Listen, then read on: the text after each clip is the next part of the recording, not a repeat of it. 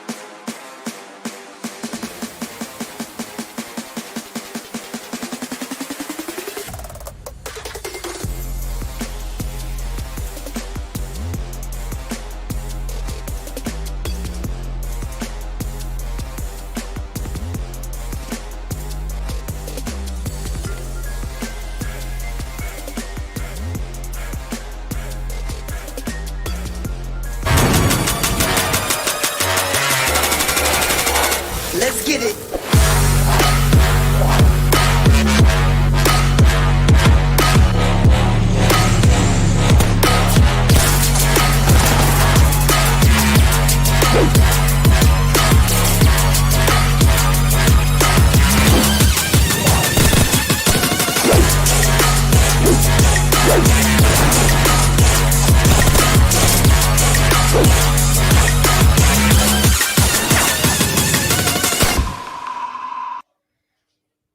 Hello and welcome to day number 3 of the regional finals of the PUBG Mobile Club Open Spring Split 2021, the Nepal region. And of course, Necro, we did see some amazing performances coming out from these lads, especially Carnage and Ruthless Aggressive Warriors. What a gameplay coming out from these two teams, particularly, getting 5 chicken dinners, combined, of course, and still topping the lobby.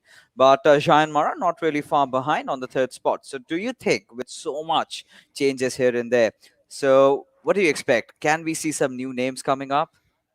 I mean, the overall way RAW is playing is just so like consistent. The way these guys are positioning themselves is just absolutely fascinating thing to actually admire. And Yeah. the thing is, like the way Raw even plays is like they actually do pack a punch. So even if any of the teams want to contest Raw, you will have to get ready to even take some lose or even take some failure in the process as well, because you're certainly going to be losing some of the men's while you actually want to challenge a fight against Raw. But now talking about Elementrix, the way these guys were playing overall, yes, they did one chicken dinner yesterday. And same goes with JMX as well, JyanMaara. And overall, we did see Gunnar just absolutely dominate and gunning everyone down. But now taking a look at the road to PMPL. Yeah, I mean, if you take a look at the road to PMPL, this is pretty much standard. We've been talking about this a lot. 3 teams from this region are going to qualify in for the coveted Pro League. And of course, you'll be meeting Zeus, who qualified in from the GC, and the remainder of the invited teams from the Pro League last time. And right now, Necro, to be honest, with the way the Nepali teams have been playing, the difference is so very less. It's very minuscule. Anything Yeah. can possible happen. And now we're in the third day. After the second game, we'll be done with halfway with all our matches of the regional finals. So now teams have to really buckle it up. Now teams really Yep, have yep, to yep. play their hearts out, because there's a lot of money on the line. That's $29,200 that we are talking about. Indeed, today is a really crucial day for all these teams coming in. They will not have to make any kind of rookie mistakes, especially going in inside this day. But of course, yeah, taking a look at Carnage as well, this team is like, no matter how much you talk, it's still going to be less for them, because just the way overall these guys are playing, and they're just so consistent all the time. It actually surprises me, and to be honest, I am in love with the way Carnage actually thinks out the situation, and the way they actually challenge each and every single fight in those late circle is just absolutely fascinating thing to witness. And overall, one thing I've also noticed a lot about Carnage over here is that they actually do prefer the high ground all the time. And of course, which does make sense. If you're going to be having the high ground, you're just going to be mowing all the squads out that are even going to be getting the rotation inside the circle. But also at the same time, we have seen Carnage just absolutely dominate even from low grounds as well with those utility usage. Yeah, I mean, they are really good either ways. I've seen them performing. They do not really care about the terrains, to be honest. But Yeah. now let's take a look at the rosters. The teams apart from Carnage, of course, Team Elementrix, Yeah. finally breaking the deadlock, getting that chicken dinner for themselves. Now find themselves at the 6th spot in the overall standings. But if we move along further, this is Carnage that we've been talking about so much. Snipe, Manish, Prabeen, and Chigil. All these 4 players have been playing on all cylinders every single game. But at the same time, today we really want to see Team Vibes making a comeback. Yeah. Because with the way they've been playing throughout in the group stage, we've got some high expectations from the squad. Indeed, we do. I mean, Team Vibes currently is like the sleeping beast, just like in Bangladesh region. We aren't really seeing ERZ, TRZ. We did see ERZ, TRZ in the group stages absolutely pop off, and it's the same situation coming in the Nepal region as well. Team Vibes isn't really able to step their game up, but one team that we are really seeing do good is a TDP. Now, this team is just performing so well overall, and we did have so many big expectations going inside over there from TDP as well, and certainly they are not going to let us down. Yeah, every single team, they are trying relentlessly to get that Yeah. top three spot. And for that, you need to get the points. So taking a look at the point system, it's pretty much standard from the Pro League. We've been following that for quite some time. And like we've mentioned, we've been saying this again and again. It's the meta where you can make a comeback in. So it was pretty much evident and it was pretty much visible once we got a look at the overall standings. So you can see that very tiny little difference being there between teams 3 and 4, just 3-4 points here and there. So any single team, if they manage to take a chicken, they're right in the top three. But now this brings us to Carnage, right? The kind of a domination that they have. Let's just take a look at the overall standings itself, and we'll have a rather more clearer picture as to how these teams have been performing.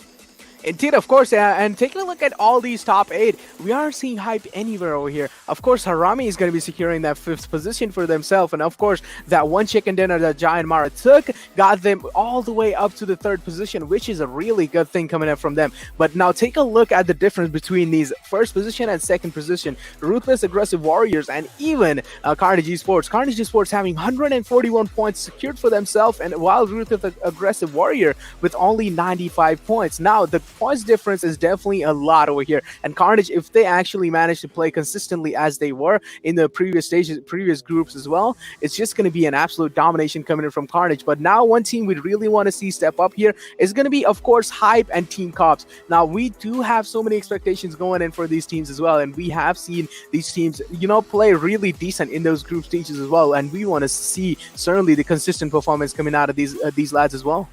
Yeah, I mean, Ekta, Hype, Cops, I need them back online. I need them playing their best game of PUBG Mobile today, because after this, after the 3rd day, we will be remaining with just a handful number of matches. That's 8 to be precise. After the game of Sanhok, we'll be done with the halfway journey of the regional finals. So till then, I really want all these teams to kind of try to get in some points, try to fit in somewhere in that top 8, because the competition is really intense. Like we just got to see, the difference were not really great. I mean, if you talk about JyanMaara, who were on the 3rd spot, and if you compare the stats to Team Vibes, I mean, you just merely have 13 to 14 points difference till 3rd till 8. So there's a high possible chance that even if Team Vibes or some other team, the likes of Team Elementrix or even KWIN, if they make a comeback, if they get a chicken dinner right from the very first game, they might enjoy that 3rd position.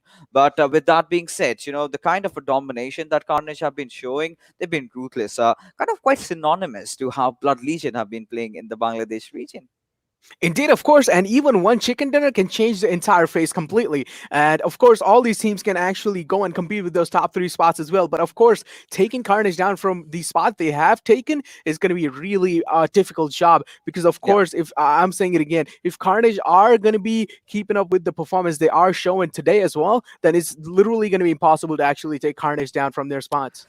It is. It is 100% agree with you, because this is a team that has kind of sort of figured out how to play in those final circles. And regardless of the terrain, regardless of if even if they have got some advantage or not, they somehow still manage to make it into the top 5, top 6. I mean, they do not really get chicken dinner every single game. Those they still have the highest, but still, even if it's not a chicken dinner game for them, they somehow definitely manage to get say some 12, 13 points per game, and that keeps them at the very tippity top. But now let's take a look at the schedule that we have lined up for you guys. It's pretty much again the same standard map: Erangel, Sanhok, Miramar, and Erangel, with of course Erangel being the tricky one, to be honest, because all these teams are kind of well versed with the map. It's a bread and butter map of PUBG Mobile. So yeah, it all comes down to where the zone fares out and who has the better spot in the circle.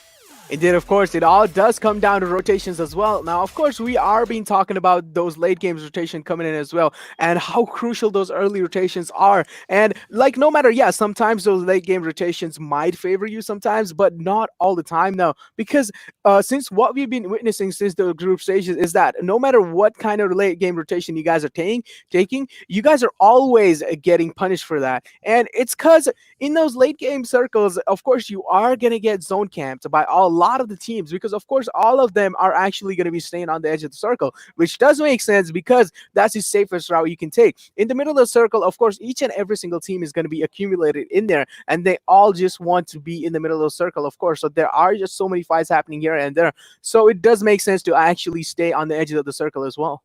Yeah, of course. And you're talking about Erangel. The match is about to get live any single moment. So before we get started with the match, do you think Carnage is going to get this one in the bag, or do you think there is some other team that might really surprise us? I mean, to be honest, I'm not gonna lie. This might be a massive fight coming in between Carnage and JMX over here, because just the way JMX has been playing as well is just an absolute fascinating thing to witness as well. But one team we have been really completely ignoring is PN, and the way Ayush has been stepping up as well for his team is just absolutely relentless. And over here, of course, Elementrix having that big name for themselves. If they manage to win, of course, the hype is just gonna be insane. Elementrix. Okay, let's talk about them. This is a team that really thrives in the map of Miramar. Miramar is a game where they kind of completely flourish, and they did manage to secure the chicken in that one. But yesterday also we did see, whenever they come down to Erangel, if they kind of tend to go towards the military base, right?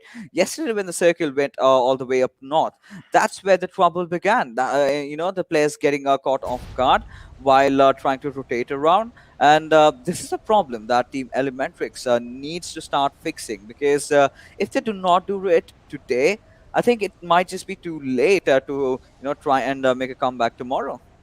Indeed, it will be really late for that. But now, taking a look at the playing fly path also, and taking a look at where Team Raw is going this time, seems like they are going to be the last one to drop. And just take a look at the circle. We have seen this circle before.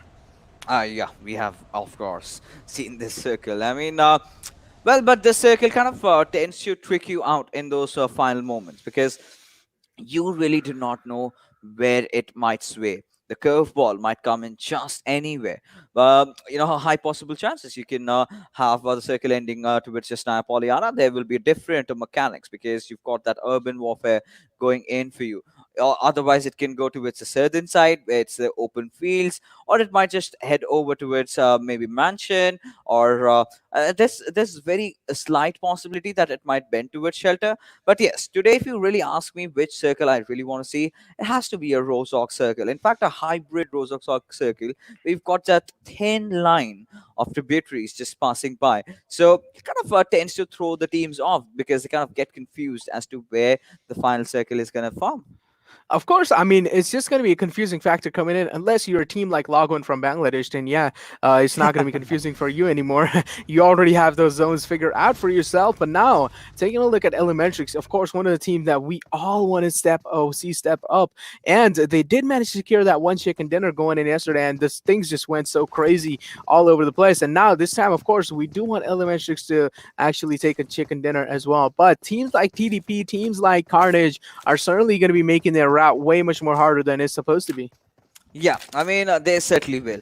But, we've seen really good performances coming out from Gangsta, especially whenever he yields either that, Uzi, or maybe that Tommy. He's been so prolific, while during all the fights and all the gangs that they engage in. The skirmishes have been on point.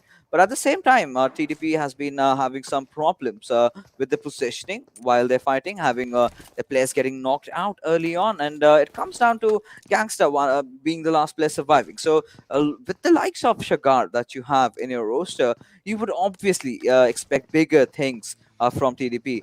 But they're still in the race. Things have not really gone south for them up until now, at least. They still can make a comeback, getting the chicken dinner, trying to get that top 3 position. They can. But for that, they need to have everything checked right. Indeed, they need to have everything checked right. But now, overall, taking a look at the zone shift, that was, of course, really far away. But now there was one team that dropped in Primorsk, and how they are going to be making the rotation inside the circle is definitely going to be a really keen thing to notice, because they are the team which is really far away from a circle. And even if they're going to be trying to make those early rotations inside the circle, I'm pretty sure they might get contested by so many squads that are in their way and that are blocking their path as well.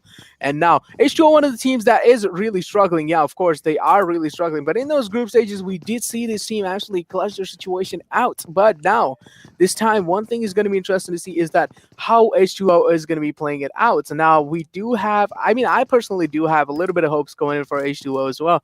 And I do want them to actually step their gameplay up. But certainly, this is a way higher skill gap competition coming in. And now H2o certainly will have to pull out some new strategy from up their sleeves.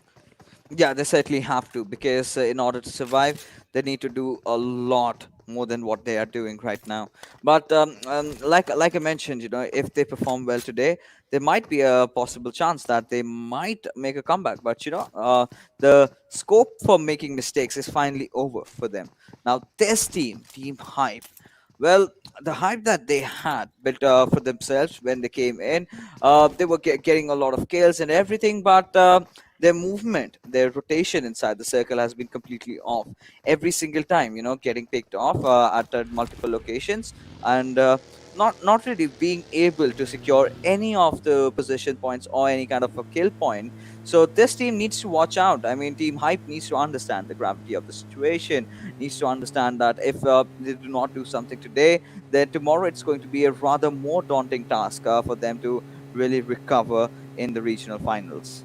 Of course, but now take a look at the rotations coming in, and we did see one neighbor right next to them as well. But now KWIN, one of the teams that we do have our eyes on as well. We did see these teams dominate just absolutely in those late circles, in those group stages as well. But certainly they are not really able to show the same performance over here in the regional finals. And yeah, of course, we do know KWIN does have it in them. But now all we can do is just wait and watch until these guys just pull up some new strategies from up their sleeves. But Carnage, of course, like, we don't really need to talk enough about these guys. Like, their gameplay speak for themselves, of course. Like, just the overall positioning coming inside the circle as well, and just the overall coordination. Each and every single person is watching each and every single window.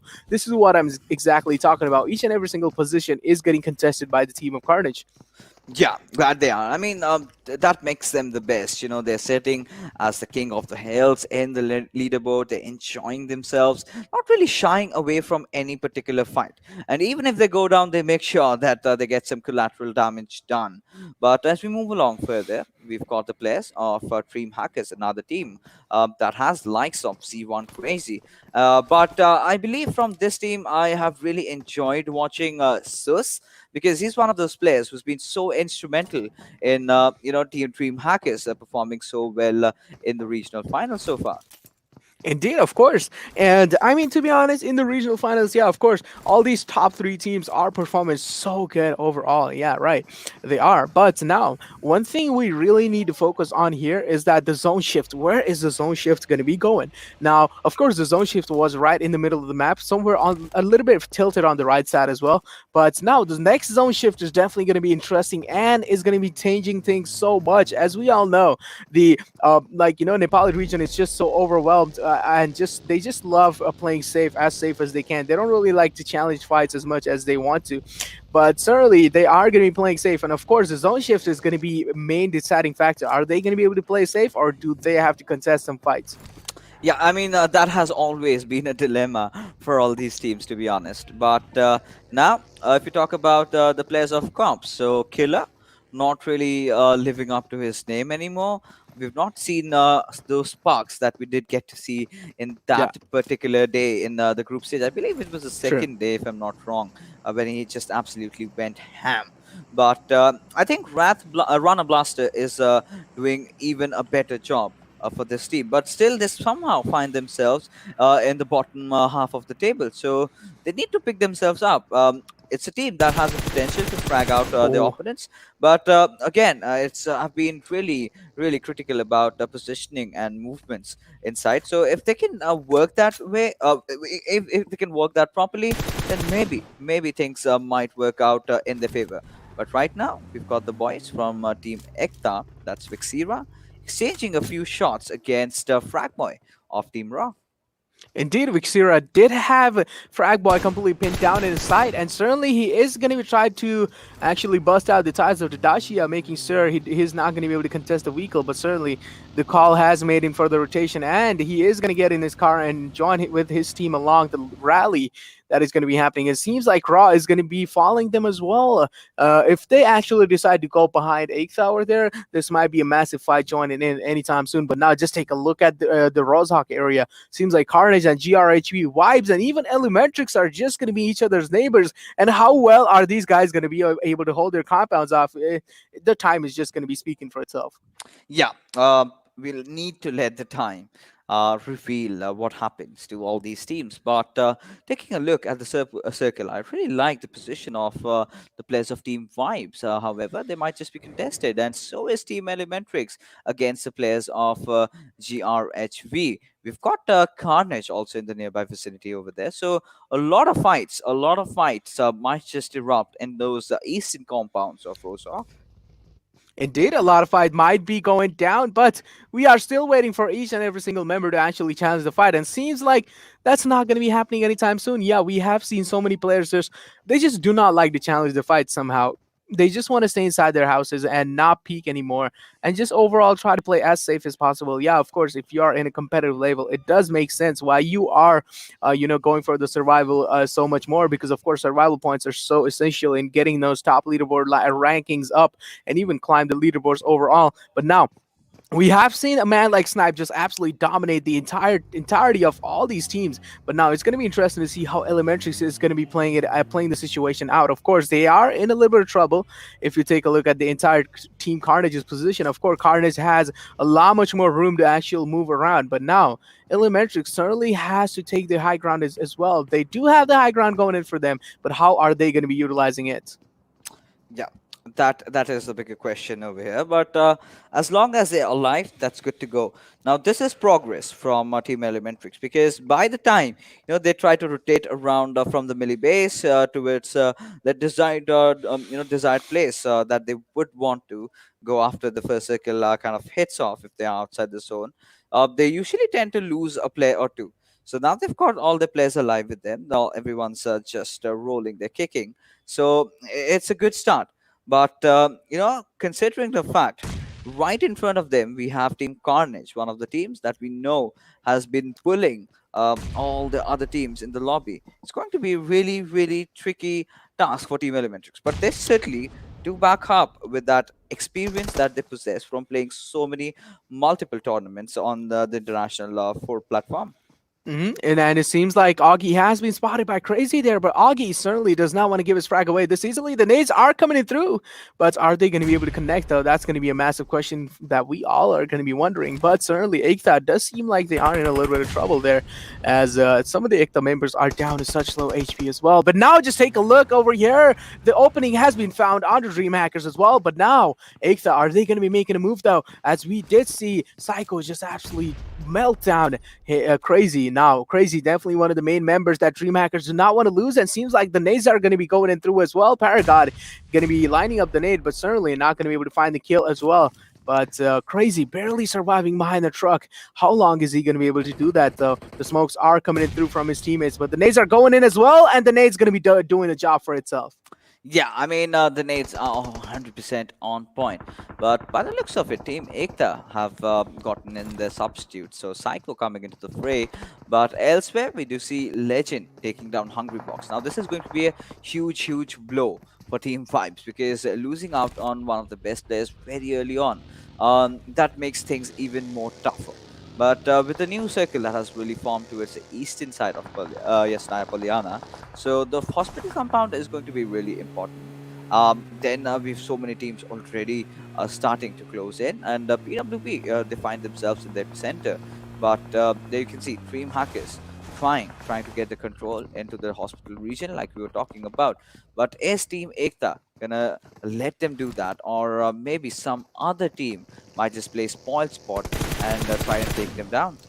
Indeed, PNI making things a little bit difficult for Team Vibes there. One man has been taken down from Ayush there. It's going to be Shinx making the struggle get back on his knees, but at the same time, Malik is right next to him. Is the res going to be coming in through? Zod, of course, trying to smoke his teammates out, and even Malik going to be seeking that res onto Shinx, though, but how long Is he going to be able to survive? This is going to be the interesting questions that we all are wondering, because there are just so many teams in the nearby vicinity that it's definitely going to be harder for all these teams. Even if they get knocked, it's going to be harder for them to actually get that resin. As long as they are just in a one single house, then of course it's going to be such an easy task to get that resin as well. But if you are getting contested by a squad, if you're getting pushed around, then yeah, things are completely going to be different in the process as well. But certainly seems like wives are already struggling when it comes to the medical supplies, and they do seem like they're not really looking good. Just take a look at that. Only one medkit, only one first aid securing that man as well. But now Avixira seems like he's just going to be bandaging himself up and also running out of meds as well.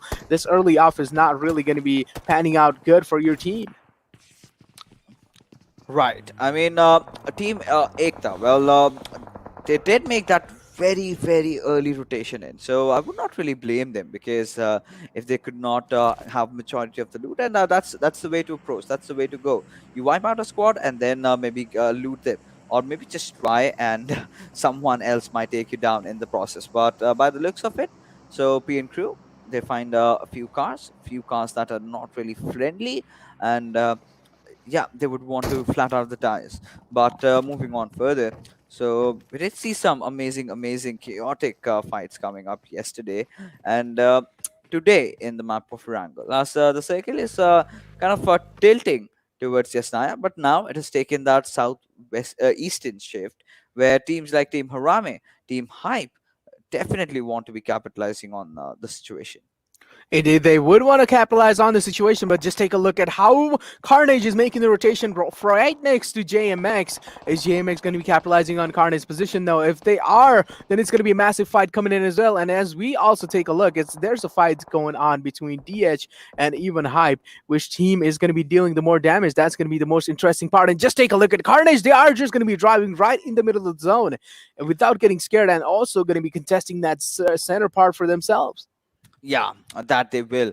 But the third airdrop really coming in, that's the Groza we're talking about. But Havoc gets a beautiful knock onto its applet. So H2o not really again kind of having the start that they would have wanted for themselves, as Team Ekta managed to maneuver around the map. And they've managed to secure a spot in those apartment buildings of Yasnaya Polyana. So pretty much in the circle. But what do they do when the circle shifts away from them?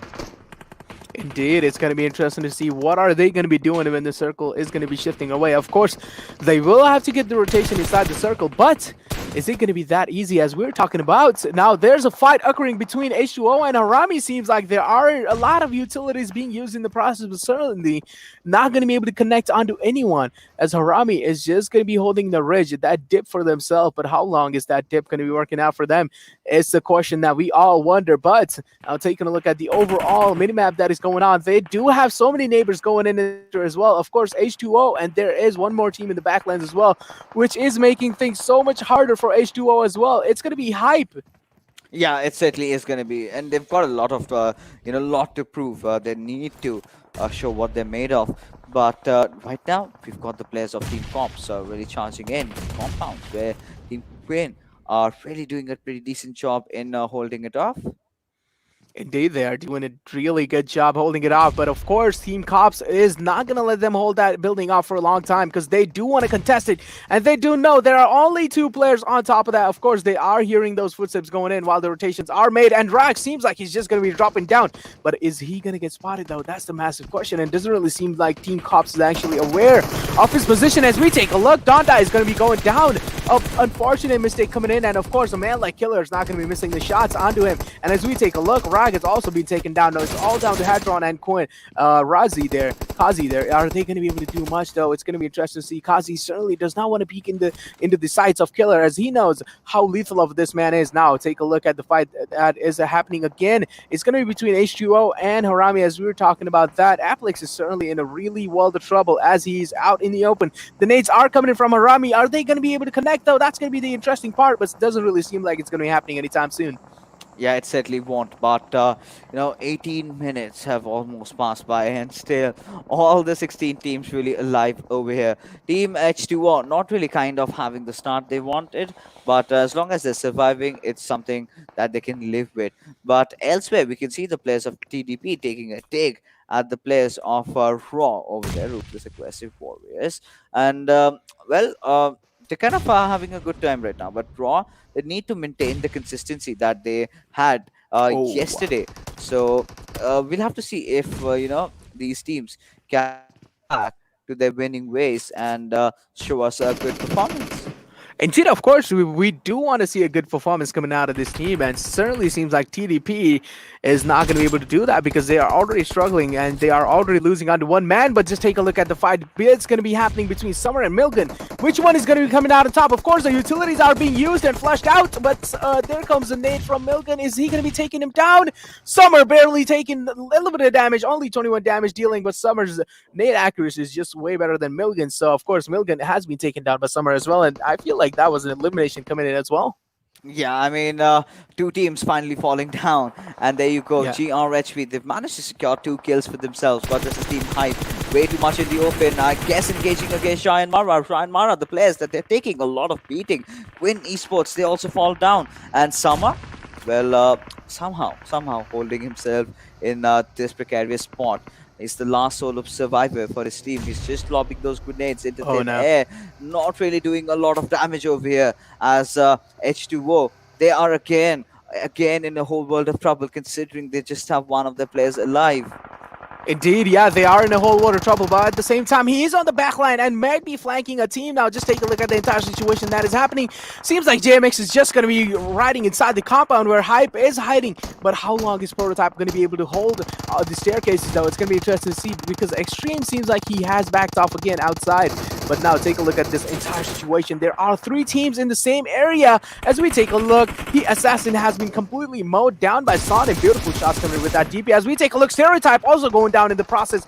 A rookie mistake coming in from Stereotype. Yeah, I mean, he should not have really revealed so much of his head over there and was really punished. Elementrix. Yeah, I mean, now JyanMaara, they are just going charging in. They've completely gone ham. And hi, my oh my, 13th position exit. What is going on here?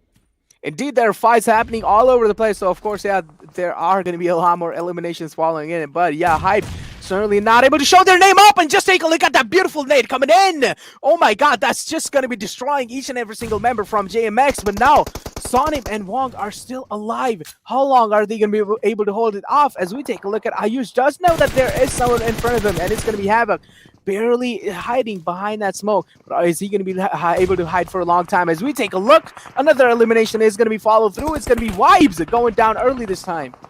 My goodness. I mean, this is what we had not really thought, because Team Vibes, this was a team that was supposed to make that comeback story happen.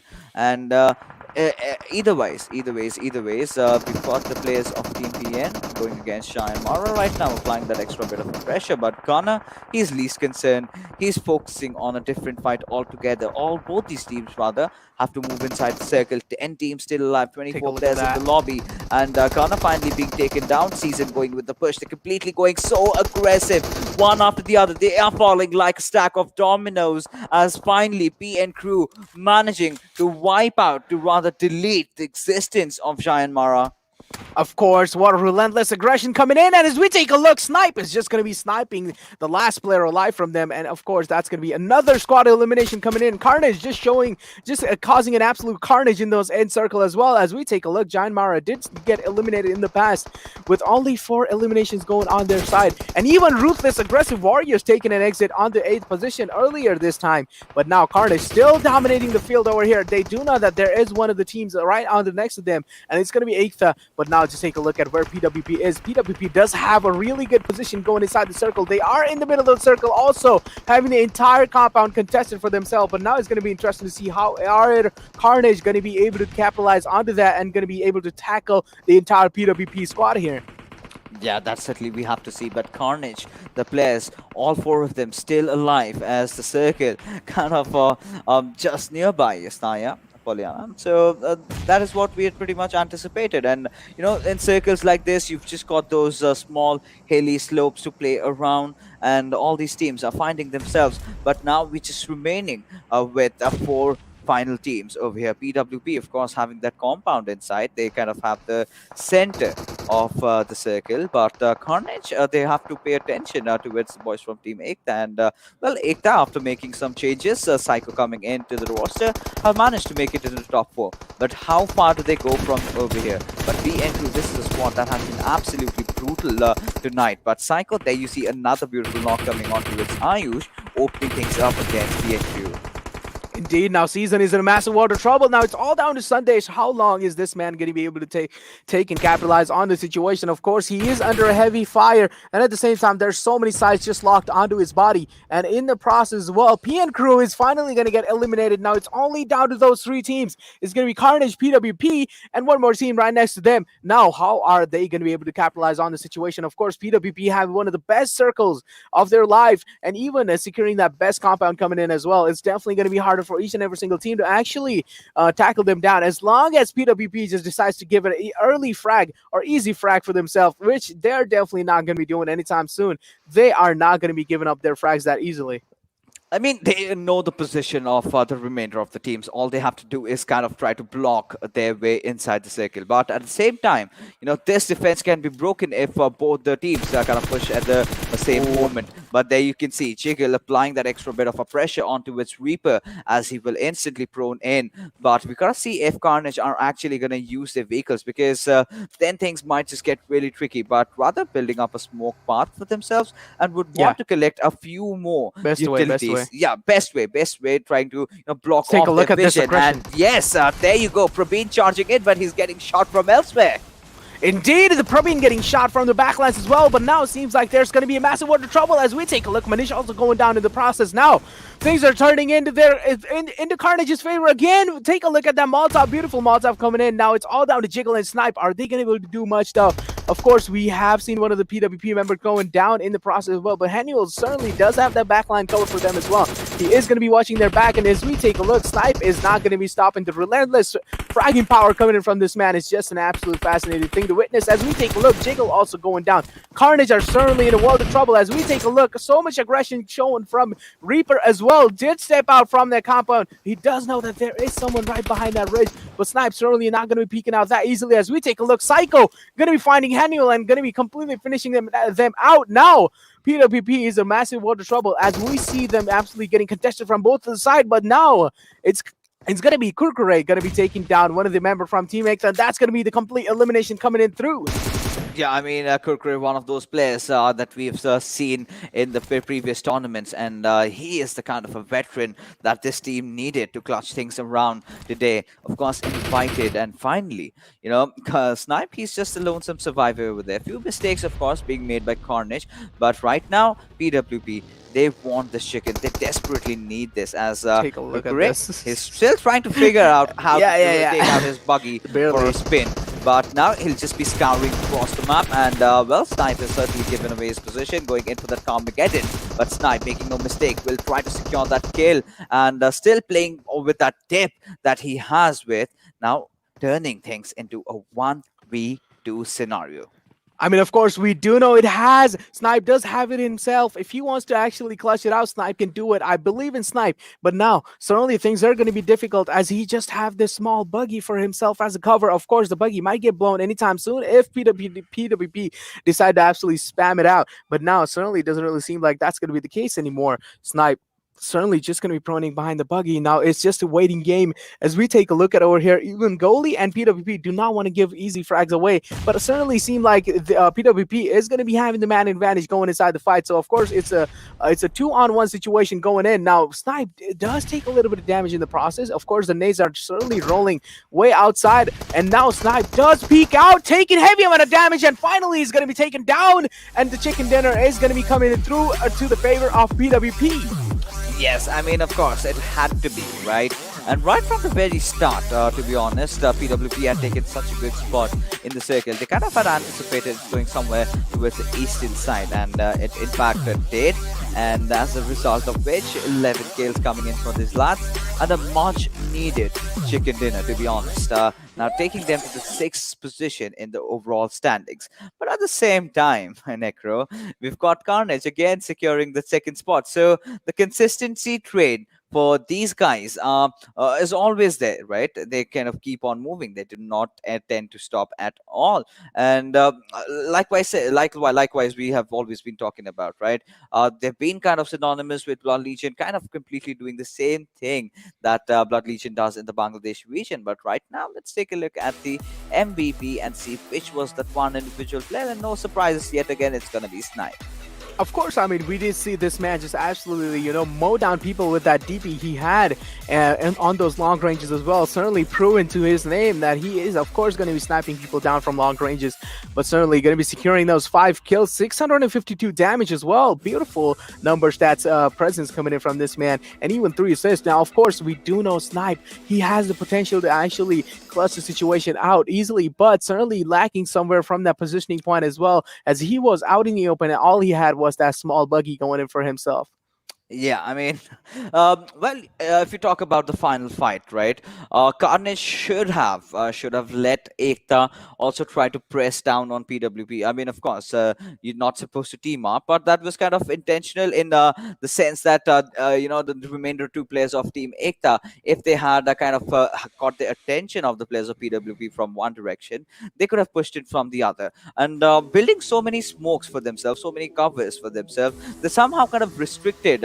Snipe in trying to provide that quintessential cover fire over there, as a result of which they could not do anything else. So still a second spot, pretty much acceptable. But looking at the top players, we still have Rana Blaster again from Team Corps. He's been relentless. He's been performing every single time, and so is Hanuel. And finally, Kurkure back into the squad. I think this is where PWP need to start shining. Indeed, of course, this is a start that they want. Of course, securing that chicken dinner for the first map is just going to be overall a good start for you for the rest of the day. Of course, now Kurkure having one of the most damage in the entire game over there, 727, certainly doing so much damage, but also still able to only manage to secure those 2 frags. Of course, that's not going to be putting you so much more, and of course, that damage is not going to be securing you those points as well. So you do need to manage to secure those kills for your team. Yeah, absolutely. That you need to do. But as we move along further to the match summary that we have, Hanuel, Snipe, Whitey, Kurkure, Sandy, and of course Kurkure. So a lot of Kurkure today that we are getting to witness. I mean, of course, so many assists coming in from this particular lad, and he's been helping his teams from the backline, acting as an anchor, providing that much damage and ensuring that Hanuel did come out on top in terms of kills over there. But Snipe, look at him. He is a sniper. I mean, we haven't seen a lot of bolt action apart from the group stages, but yeah, he still has the ability to get those long distance kills.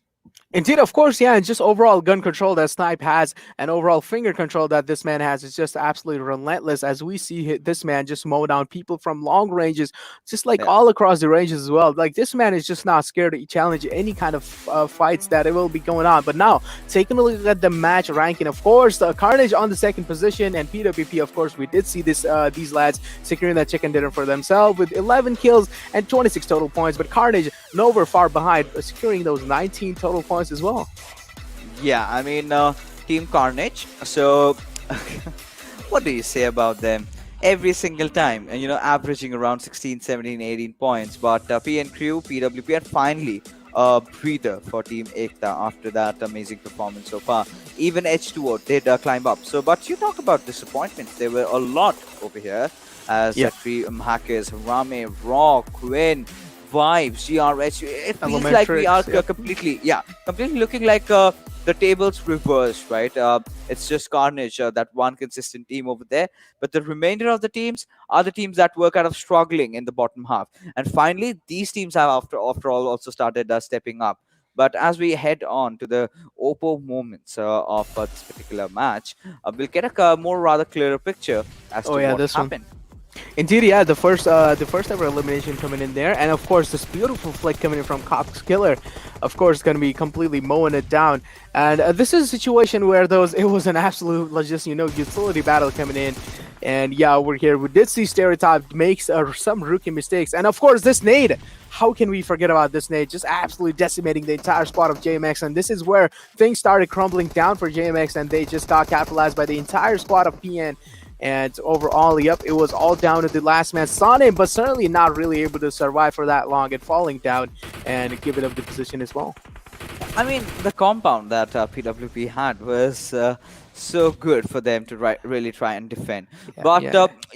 Till the 20th minute, I mean, we almost had all those teams alive. And suddenly, in the next 2 minutes, we just barely had 5 or 6. So, you can see, these delayed fights by the players of the Nepali region, it's going to hurt them. And it is actually indeed hurting them because in those final circle, it all comes down to the luck factor. If you've got the better of the zone, if you're in a better position, then only you're going to win. But we've been talking about this like broken records that you need to try and go aggressive. You need to play your hearts out over there because then only you will have the cojones, the confidence to move on further. But now let's take a look at damage graph that we have for you guys. And it's a PWP love story so far.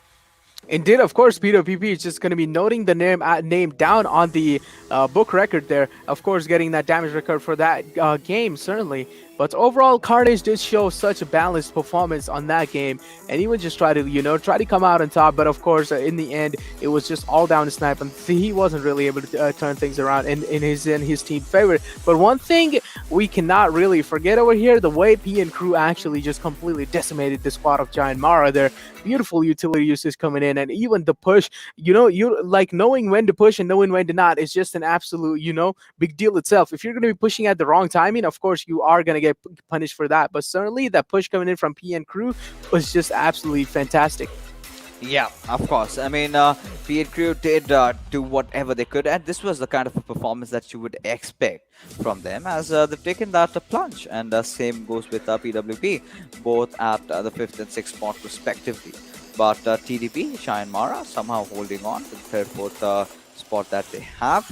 But Elementrix has gone a spot down, and so has Harame, both of whom could not really perform so very well in the first game. So definitely they'll be trying to redeem themselves in Sanhok, or maybe Elementrix might just get another chicken in Miramar. Indeed, they might be getting a chicken in Miramar, as we did see Elementrix just absolutely dominate from the high ground yesterday on that Miramar, and did manage to secure that chicken dinner with just some heavy frag numbers also coming in as well. But now Vibes is on that 9th position. Now they are not certainly far behind. They just need that one good chicken dinner favoring them, and this is when things will start turning around for each and every single squad on the leaderboard as well, because when Vibes starts dominating, it's just an absolute game over for each and every squad. And then Vibes, of course, we do know that these lads do have capability to actually give just a tough spot for Carnage. I mean, right now, what Vibes really need to worry about is Elementrix, to be honest, because every single time in every possible match that we did witness yesterday, be it Erangel, Miramar, Sanhok, it was Team Elementrix going after these players. So they are facing a lot of trouble right now. Maybe Sanhok might just be an answer. But before that, ladies and gentlemen, we will be heading for a shuttle break. You don't go anywhere. We'll be right back.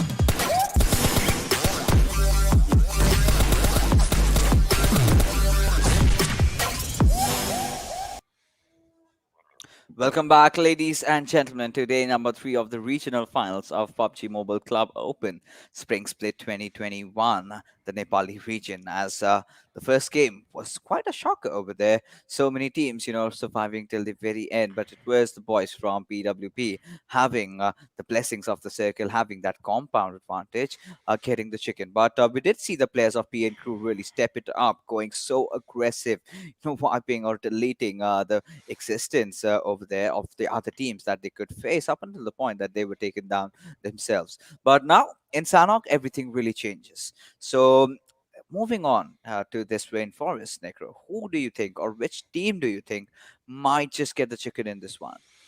In Sanhok, I mean, it's certainly going to be such a hard thing to say, but to be honest, overall, like how Carnage has been positioning themselves, I feel like it might be Carnage this time because just overall, they are just getting so consistent all the time. And wherever they are deciding to take the position, it's like the circle is actually favoring them. And overall, just the way these guys are making the rotation inside the circles, being so fearless while making the rotation, this is exactly what you need when you are trying to play inside Sanhok. You need to be fearless as much as you possible because if you're, of course, going to be scared of the people, then yeah, of course you are going to get contested from all these sides because we do know there are so many fights happening inside Sanhok as the zone just keeps on shrinking, and even Sanhok is a map which actually forces you to take those early game fights as well. I mean, yes. In Sanhok, it does kind of push you to take those fights. But to be honest, in the Nepali region, we have not seen a lot of that happening. And it's all chaos towards the end. And everyone kind of is like, what just happened?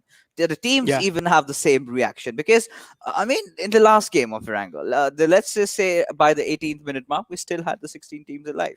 But the moment we reached 20, we were or 20 or 22, we were just having 6 or 4 teams alive. So that is the tell story. It gets so chaotic. The pandemonium is there. So the teams are really having so much trouble in trying to rotate around. So let's just hope that few teams will be taking those early game fights and those early game engagements as the game is live, the flight path trajectory heading all the way from Camp Bravo towards Hatin.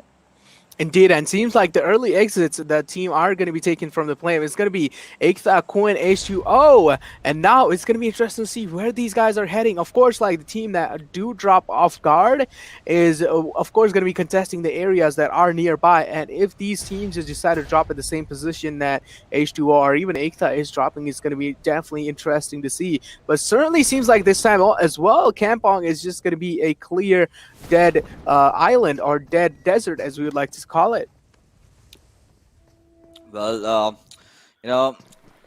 few teams like to go towards Kampong, and those teams are not playing in this region, to be honest.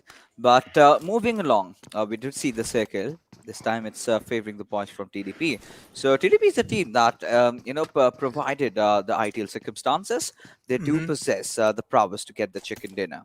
But at the same time, I do not know. I just have a hunch, the caster's hunch, that PN Crew might just get a chicken in this one because I was really, really impressed the way they played in Erangel. I mean, this was a completely different approach coming in from the squad. Now they've got they've got those players, that can perform, that can deliver, and they certainly are delivering. So a few mistakes here and there, but the kills coming in, so the boys are confident. So by the end of this game, if they make sure they are good with the rotation, I think they might just edge this one out. Indeed, yeah, they will be the age this one out. But now, taking a look at the overall Paradise Resort, seems like TDP does have one neighbor right next to them.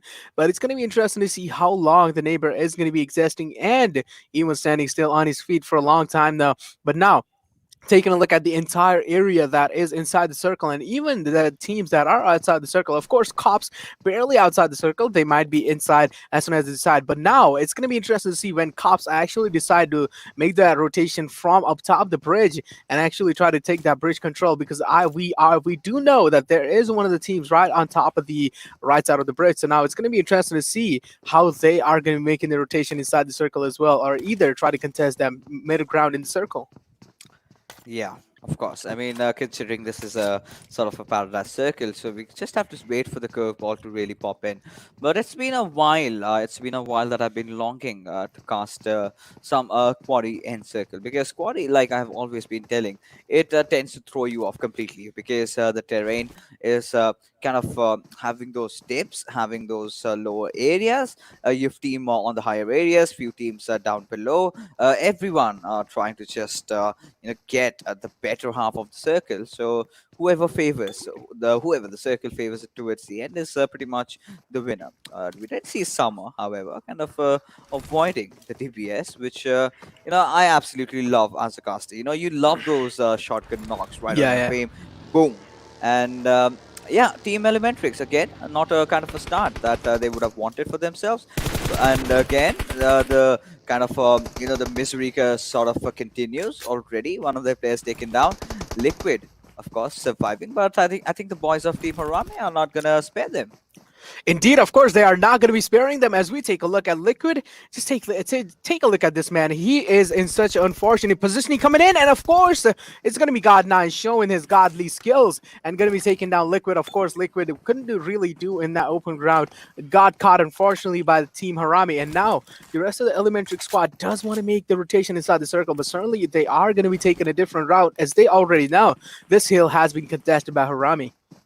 Yeah, that certainly is. And Team Harame, well, this is also one of the teams that really popped off in the first day of our regional finals, right? But after that, they've been kind of they've kind of been a little bit off, to be honest. But today, I think it's a kind of a good start for them. They're still in the race, though. They're not out of the race. They're still in the race, and it's still the third day, so anything is really possible. On him, having spotted down the players of DreamHackers. That was a beautiful play, but that's Gunner who gets that knock as Wang comes into rescue for his teammate, trying to figure out a different angle as JyanMaara have started surrounding the players, but Sandy with a beautiful answer back towards Sonim, taking him down as well. Indeed, the beautiful firepower shown and beautiful gun skill shown by both of these teams is just absolutely fantastic to witness. But now taking a look at JMX, of course, they do have one of the best assaulters going up for them. It's going to be Sonim and even Gunner. But now just take a look at the fight that is erupting again. It's going to be between KWIN and it's going to be between one of the members from Carnage. But Manish certainly going down from the members of KWIN, certainly not really able to do much. But Carnage certainly are not going to be able to afford such an early casualty for themselves, especially in a map like Sanhok. You do need all your teammates alive to at least, have a better chance in surviving till those late game circles. And Carnage losing out on one of their players early on is definitely going to be putting them in a massive world of troubles.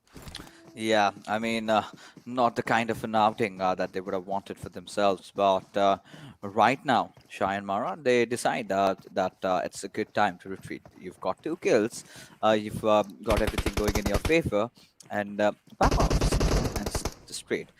Team Carnage, like you just mentioned, not really in the position that they would have wanted to be. Yeah. And but still, they're not giving up. They're relentless. They're putting up the fight. Jiggle still trying to jiggle around both these players with his guns, with his Uzi perhaps. Does have those SMGs and that AK to perhaps play with. He went in with the spray, going out, gets that knock. No, denied as Aplex does some wonders, proning down in the last final moment. But the first states will definitely be on, as Praveen, the last surviving solo member of Carnage, is trying to hold himself against 3 members of H2o that are pushing right on towards him. Of course, it's going to be interesting to see how Praveen is going to be capitalizing, but no, certainly Summer is going to be coming out on top in that fight, and he's going to be taking down Manish. Now, Carnage, of course, getting eliminated in the first position. This is just an absolute, disastrous start for them. Now, taking a look at the overall Carnage stats also, of course, they do have the top position secured for themselves, but if they do get eliminated in the next time also, at this early on, is definitely going to be a massive problem coming for Carnage as well. But now, taking a look at the entire H2o squads, they were definitely able to contest the entire squad of Carnage there, and now they're definitely having a really good time looting them. But overall, of course, we definitely did not expect Carnage to go down that early on. But we need to also take a look how KWIN is doing in their compound as well. Do they have any kind of members next to them, or are they just completely safe? It's definitely going to be interesting to see how they're going to be playing it out as well.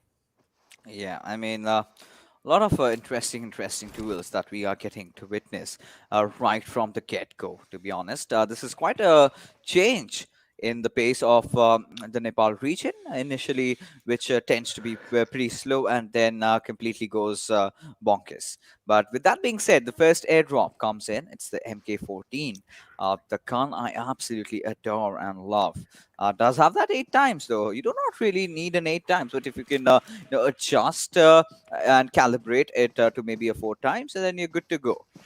Indeed, of course, you do need to calibrate that 8 times just to a 4x, because we have seen you don't really need even like a 4 times going up for your side. Even if you do have that 3x going up, you are still going to be dominating the entire lobby, even in long ranges, because Sanhok is just overall really small maps, and the fight that you're going to be taking are most probably going to be in mid to close ranges. So yeah, you don't really need the high scopes going in for yourself on your side, especially. But now taking a look at the entire Harame squad, they do seem like they are really confident in capturing this entire hilly area for themselves. And just take a look at how spread out these guys are. They are watching their six, they are watching their front line as well. They're watching their left and right. Just overall, they have eyes all across the 360.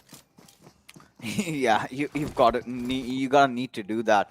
But Team Carnage, after that amazing performance in the first game, have fallen short in the map of Sanhok, and it is unpredictable, right? You cannot really anticipate what's coming at you. The way the push was from the boys there of H2o. I mean, they had nothing to lose. They're pretty much in the bottom. All they could do was try to mess up Carnage. And so Carnage taking an early exit. And with that being said, the other teams have a good chance in getting the chicken dinner in this one out. Indeed, of course, the other teams will have a really massive chance going in as well. But now, one thing I'm really noticing from all these players is that the way these guys are moving, and even normally, is that they are moving in a wavy line. They're not just running in a straight line. Of course, if you do get caught off guard in that straight line, you are going to get contested instantly. But moving in those wavy line, of course, is going to be making so much more difficult for that opponent to actually take it down, as he will be missing so many shots in the process as well. And that's an absolute good move and good understanding of the game coming in from all these teams. Of course, they are playing on a professional level as well. But now just take a look at Vibes over here. They are making one of the most late rotation inside the circle as well. But certainly seems like the rotation they are going to be making from the path they are choosing is completely clear. There is no one contesting that path as well. But now, certainly GRHV, they are trying to make their way inside the circle as well, and they will have to take that bridge way inside as well. But as soon as you take the bridge way, there are two squads waiting for you to welcome, and it's going to be Cops and even PN. Well, right now, considering how the circle has really panned out, it's kind of tending to go towards the Pan area. Now, if you talk about the teams nearby towards Pan, I think Raw, like you mentioned, might have a good chance in taking a good spot. You need to have control over the hills and towards the Pan areas, because if you once you do have those compounds to your grasp, I think it's going to be really easier for you. But Team KWIN, they've gotten 2 kills right from the very start, so they're confident, and they're just respecting the zone, maintaining it, being inside of it, and watching for other teams. But at the same time, we did see so many fights happening here and there, and even like we mentioned earlier, Carnage being taken out. So the pace is going to get slowed down a bit. So we've got to see as to how the other teams perform, especially Team Hype. I mean, they've got to do something. And if they do not do anything in this game, also, I think I might start giving up on Team Hype. Indeed, I mean, a lot of people would actually start giving up, because today is a crucial day, as we were talking about, and this is when you actually need to stop making mistakes and work around your mistake. And this is when you need to pull out new strategies out of your sleeves. But also, one of the top teams that we are taking a look at over here seems like DreamHackers and Elementrix are going to be struggling overall in those early game phases as well. Now, just take a look at over here. Seems like H2o is under a heavy fire, as Applix barely makes it behind the door and still going to be surviving. As Paragon, we know this man is just absolutely insane.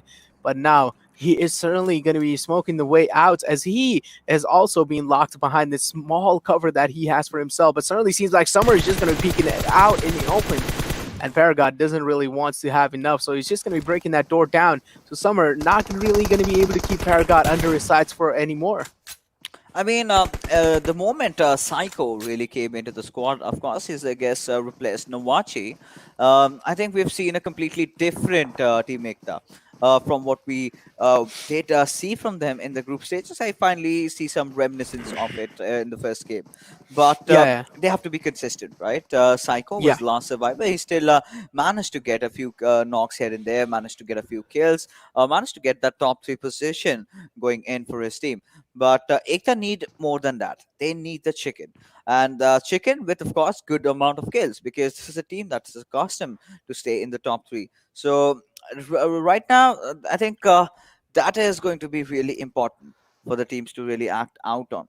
But if we take a look again, 13 minutes passed by. We just had that one fight. Then we kind of see a lull in the lobby as all these teams have kind of positioned themselves in their desired places that they've picked up.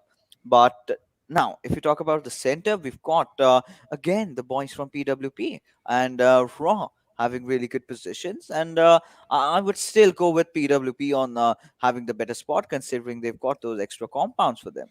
Surely, all these lads would definitely want their chicken dinner with a really good seasoning as well. But now, taking a look at the wives position as well. Now, imagine if the circle shifts on to completely raw and wives over here. The things will be changed so much because so many teams have the Paradise Resort contested, and seems like certainly the Paradise Resort was a really good choice coming from all these teams. But now, if vibes do decide to keep on running in the straight line, they are going to be meeting raw anytime soon, and as well, there are going to be more squads right in front of them. It's going to be PWP, of course, and it's going to be interesting to see how they're going to be playing it out. But now, one of the squads that we aren't really given enough credit to is definitely going to be TDP. And of course, yeah, TDP does have that, Paradise Resort compound just completely contested for themselves. But one thing is really going to be interesting to see is that how are they going to be playing it out? And one thing from that I know is Paradise Resort is definitely one of the hardest compound to hold out because you might just get attacked from all over the place. There are so many angles that you might just get contested from, and it's like one of the most hardest compound and hardest place to actually hold off. Yeah, that it definitely is. But right now, like we've been talking about Paradise, right? So it kind of gets really tricky because it's such a huge place. It gets difficult for all your four players, to hold on or to check out or scour over all the angles. So one blind spot, and you're basically done. One good nade, somewhat the other team will might push, just might push on towards you. So it kind of gets really tricky once you start defending it. But we have not really seen some dedicated or hardcore paradise resort circles, right? It has always gone somewhere out in the open. So teams need to understand this fact. Teams need to Yeah. play accordingly. But as we move along further, we do see Gangstar realizing that staying in really won't help the cause. It's always better to make your movement outside and find a better spot for yourself. And data is of course going to be better to just take a movement and it's just take a walk around and make sure you're getting that enough information for your team to actually make those rotations as well. But now Wipe certainly, as we were talking about, if they do keep on moving in the line that they are, they will certainly meet a lot of players in the process as well. But now Wipes, do they realize that they do have neighbors in the backlines as well? But certainly it doesn't really seem like they are going to be keeping an eye over there. And this is exactly what I'm talking about. You should know about your surroundings more than your enemy. And this is where seems like Wipes is definitely going to be lacking around. Now, of course, they do know that there is a compound right in front of them, but one thing they don't know is that is the compound contested. But now just take a look at over here. Seems like Ozzy is just going to be making his move, proning around, doesn't really want to give any kind of crucial sound to Augie there. Augie certainly is going to be aiming his side down over here near Ozzy. But is he going to be able to spot Ozzy, though? This is going to be interesting to see as Ozzy is just moving around, trying to position himself behind the tree. Of course, getting that tree as a cover, but certainly not going to be able to do much. But look at JyanMaara. If from the back lines, they've kind of spotted out Paragon, getting that beautiful knock onto with him. And this kind of changes things for Team Ekta, right? Now, Augie has to look somewhere else because he knows JyanMaara is now in the nearby vicinity. And considering it's Sanhok, considering it's a 4x4 map with so many teams alive, it all comes down to the fact that whoever gets the better spot inside the circle towards the end might just win it. Look at the splash of teams on the north eastern side. Imagine the circle kind of rotating away from them, but this time it did not happen. And again, Paradise Resort has majority of the circle, but it's still the eastern side that is kind of going to be hotly contested by all these teams, because the circle might just end over there. Of course, the circle might just end over there as well. But now, take a look at the circle shift also coming in. The circle is, of course, going to be favoring the Paradise Resort area as well. But now, taking a look at the entire area, of course, TDP is one of the teams that has the most power. Taking a look at that, but now seems like Fratboy has had enough and going to be taking down Wibes Malik there. Wibes certainly struggling to show their Wibes in the game there, and certainly do not want to lose a player in a crucial situation like this, especially a crucial day like this. You do want to perform as good as you want to, but certainly Ekta does really seem like they are really aware of what they are putting themselves into. They do know that there is one squad right in front of them, so they're just going to be crawling in. They do not really want to give those crucial sound cues for KWIN, and of course they are just going to be completely given the surprise factor to Kazi over here, which is in the outlines or the outer skirts of the compound. Of course, Kazi is trying his best to spot anyone who is making the way inside, but the way Ekta is playing here is going to be really hard for him to spot them out. Well, it certainly is going to be their situation over that. But Augie getting that beautiful knock, opening things up, he needs to heal up. Not really surviving with the best of the HPs out there. But now Rack he's kind of got in a bit of a situation over here, because Paragot, those nades, he lobs, the moment he lobs those grenades, it's going to be game over for Rack, as he gets flushed out, but also taken down at the same time.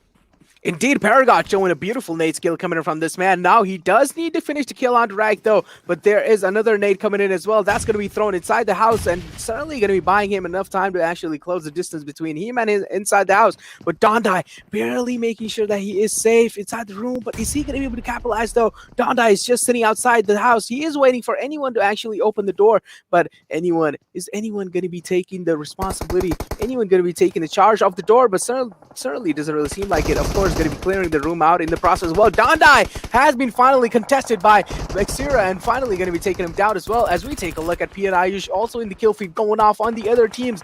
But just take a look at the entire situation that Harame has put himself into. Delta under heavy fire, under heavy utility uses over here. Delta going to be backing off to his teammates. Certainly Hype is showing a really hard time to have Harame over there. Now Delta's just going to be throwing and spamming his nades away, making sure he does buy enough time for him to actually get the rest onto his teammates. And to be honest, Delta is making a massive mistake. He should actually res the teammate that has the less HP here. He certainly has to, but considering the circle has started closing in, it's going to be such a tough time and such a daunting task to really execute. But finally, Team Ekta, we see that old Ekta that has been so ruthless and dominant in those group stages, those glimpses from them coming up here and there. But Team Hype finally making the push on towards the boys from Team Harame, and now they kind of have stopped on their tracks, as Gurkha, he was trying something, but it's Hadron who will get a knock onto its Paragod, was completely oblivious about him being present in the outpost. As the remainder of the three players start charging in, it's going to be really tough task for Hadron to hold himself up, because he's really alone over there. He's got his teammates already outside the lobby, and all he can do... going to be doing it? No, that's not going to happen. But Gurkha on the other side, he's been taken down. So Team Hype, their woes kind of continue, as Hadron still trying to apply that extra bit of pressure. But now this is the moment where Team Ekta needs to make a push. But before that, Sada getting those confirmations here and there. Stereotype also fighting it along with Team Harame's Delta. Is he going to fall? Yes, he does. And somehow, Stereotype, being the last solo survivor, has managed to collect 4 kills for his team. It's, of course, that's some insane moment coming for Team Hype entirety over there. But over here, just take a look at Hadron has managed to just, make things so much difficult for the entire Ekta squad. As we take a look, Vixira is finally going to be spotting him out and is going to be finishing him out as well. But I don't really feel like it's going to be easy to actually get the res onto even a Psycho and even Paragod. They're certainly going to be completely finished out by the zone, and they are going to be finished down as well. But now, as we take a look, Playzone is just knocking so many people down, and even Augie also going down in the process as well. well. But there are just so many kills going on off in the kill feed as well. But now take a look at the entirety over here. The Paradise Resort is being contested by so many squads. Of course, GRHB being one in the area, JMX being one in the area, Elementrix also being one in the area, and even DreamHackers are trying their best to actually make their way inside the Paradise Resort. But of course, it's not going to be this easy. Well, Paradise Resort is just getting camped by each and every single team in the outskirts. But are they really going to be able to hold it off, though? This is going to be interesting to see because there are so many people in the backlands as well. As we take a look, Gunner has went down. Big Man losing Big Man in those fight as well. As we take a look, Elementrix are in a world of trouble as well. Bromine going down in the process as well. JMX is just proving their day off. I mean, so many big names are taken down so early on, but right now, GRHV, they're getting kills here and there, finally eliminating DreamHackers. But JyanMaara, with 4 of their players alive and 4 kills to the belt, they are looking certainly promising. And now they've spotted the players of PWP. Now, this is going to be a really interesting fight, but we also do see the players of PN Crew really closing in. But it's the boys from Team Comps that are holding the backline compounds of the Paradise Resort. And Assassin, he will of course be, popping off those painkillers, those boosters before he puts his body on the line. So now a few bandages here and there, and I'm really surprised as to why he's doing it for the bandages at such a tough situation. In the meanwhile, Rat Blaster gets a dig at Extreme, and well, a few revivals are going on here and there as Hell is starting to break loose in the Paradise Resort.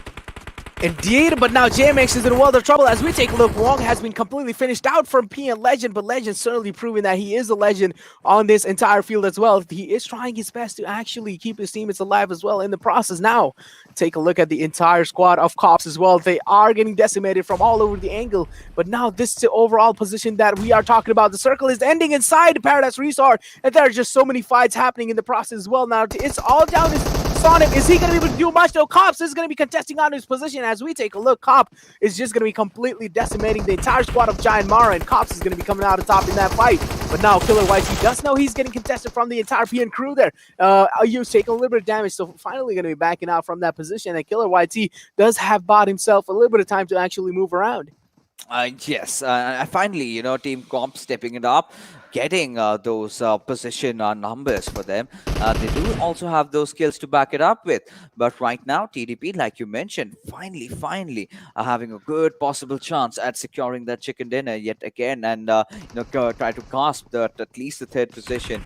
But well, we've got PN Cruz, Ayush trying to push in, get in as close as possible as Ratlaster. He takes a lot of damage over there from Season, and Ayush having spotted him out. It all comes down to how much of utilities do you have, because in Paradise Resort, in so much close-knit compounds, it kind of gets difficult to engage without any kind of Molotov or a frag grenade. Certainly it does get difficult, but now things are certainly not difficult for TDP. Of course, they do have one of the best positions going inside as well, but PN Crew as well having 3 of their teammates alive, so they are certainly looking in a really healthy state at this point in time. But now take a look at TDP also. They are looking healthy as well. Now, if the fight breaks down between PN and TDP, it's going to be such an iconic moment to witness, because they both are, of course, one of the best squads that this region have to offer. And which squad is going to be coming out on top? It's going to be interesting to see, as we are seeing Ayush trying to aggress outside the door, and they are ready with those frag grenades. Of course, well-cooked frag grenades are going to be going out, but certainly not going to be dishing out enough damage, and not really going to be able to take anyone down with the process as well. But Season going to be first aiding himself, and also going to be cooking out a nade. But is that nade going to be doing enough, though? No, it was a smoke grenade, of course, to provide that little bit of extra lethal cover in. But now Gangsta, of course, we have seen this man just absolutely step out sometimes in those late game phases as well. So now PN Crew certainly needs to watch out for on the backline as well. As we take a look, Crop's Wrath is just right above them. But now, are they going to be able to make it, though? Of course, they are going to be making it inside the circle, but there is one more guy in their back. It's going to be Rana Blaster. If Rana Blaster manages to spot over here, each and every single person is going to get down by him, because they are just going to be farming so much, and he also has that high ground contestation going in for him. And just take a look at this man. He is just peppering down bullets in each and every single person of PN Crew, and even TDP. They all are in a massive world of trouble, as they're taking so much damage, and even the fight is breaking down loose between TDP and PN, and both of them are getting eliminated. Now it's all down to 2v2 situation between 2 teams. I believe this is going to be a 3v1 with Assassin being the last player surviving. Still somehow gets that one kill. Can he get the second? Yes, he does that. But it's now turned to a 1v1 situation. Rana Blaster and Assassin. Assassin still having that heavy momentum going in their favor. But Rana really going in for the revive at a very intense situation over here. Yes, he does get that. But that was absolute chaos as Assassin finally realizing that he has made a mistake, but takes that plunge, gets that one knock, but will not be able to secure the other, as finally Team Cops come out on top and get that winner chicken dinner.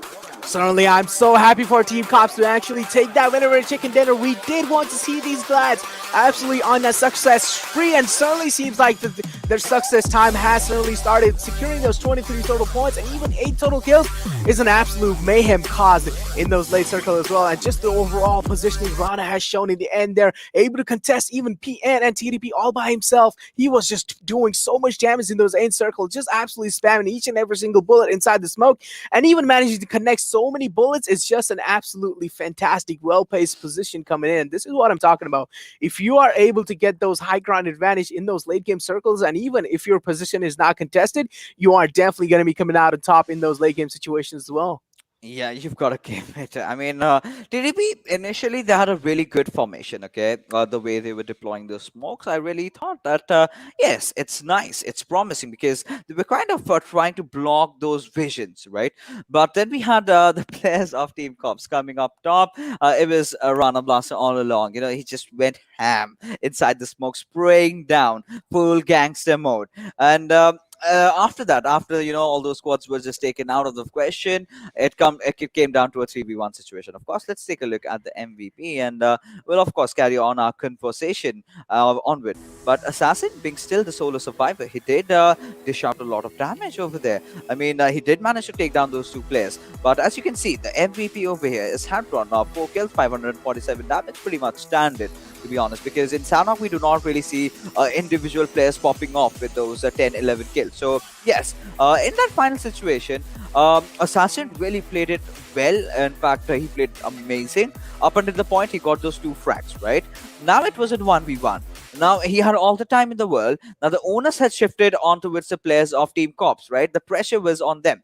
All Assassin had to do was just push in, be ready with the pre-fires. But he kind of delayed, as a result of which he still got that 1 frag, but could not really complete it. So that's how Team Cops the squad of Cops rather won. And as you can take a look at the top players, Rana Blaster and Killer YT being present. Indeed, of course, Rana Blaster and Killer YT are of course present in that situation there. But now, take a look at Hadron as well. This man is from KWIN, and certainly going to be managed to secure that top 1 position in the top players as well. Certainly was able to dish out 547 damage. Certainly the most damage in the entire top 4 players over here shown up.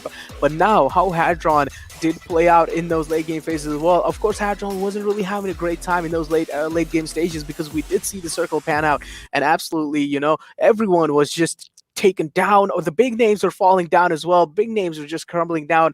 Best of the best teams were also going down in their knees. So yeah, it's not really a problem if you're going to be going down in situations like this. Yeah, I mean, this match was kind of twisted, to be honest, because I've never really seen a lot of end circle paradise resort zones, right? We were just talking about it during the match. It usually tends to go somewhere away, right? But this time it was right in, and both teams really capitalized. And finally, you can have the match summary in front of your screens over here. And Team Cops, a well-deserved chicken dinner for them, much needed, I must say. So yeah, again, this is the same tell-to-tell storyline that we've been building across for ourselves. Because today, when we were casting the Bangladeshi region, those teams that were in those bottom half of the table were stepping up. Today has been the same case over here as well. Indeed, of course, it's just the fact that they are realizing that today is really a main day over here. And if you're going to be making any kind of crucial mistakes today, you will have to pay it off in the upcoming days as well. But now, today is when the main days are starting, and today is when you need to try and pull up some new strategies up your sleeve. And this is what exactly Cops did here. They did manage to secure that chicken dinner with a beautiful fact numbers of 8 overall kills coming in for their squad. And of course, we did see this overall rotation coming in from Team Cops as well. But now, taking a look at the match ranking, of course, as I was talking about, 8 kills coming from them, of course, able to secure those 23 total points, and overall P and Crew as well. How can we forget this massive team coming in as well in the backpack? They were playing so good. They were absolutely dominating the entirety of so many teams there, but in the process, TDP was doing so much damage to P and Crew as well, and certainly they did get third parties by Rana from Team Cops. Yeah, I mean, a lot of third parties happen, and that's natural in Sanhok, to be honest. Nothing really that will, shake you when you get third party. I might get surprised when 6 teams might come in and join the party. But and we've seen that. We have seen that. Yeah, that's certainly not impossible. Yeah. So in Sanhok, it really is a possibility considering how close these teams are to each other. But yeah, as we move along further, disappointment continues for Team Vibes as they are falling down. I mean, again, Carnage Esports not really having the game of their lives, getting just that 1 point out of it. The misery for Team Elementrix continues as well. H2o Esports, I mean, they could not really have a good position, could not get really good position points, but they did manage those 4 kills, and big 4 kills, I must say. And now as we head along, the Oppo moments, there you can see, so many fights happening here and there, players being caught off guard. So over and over, a very unique map of Sanhok, a very unique circle. And yes, the teams that are on the bottom half, they're finally starting to pop off.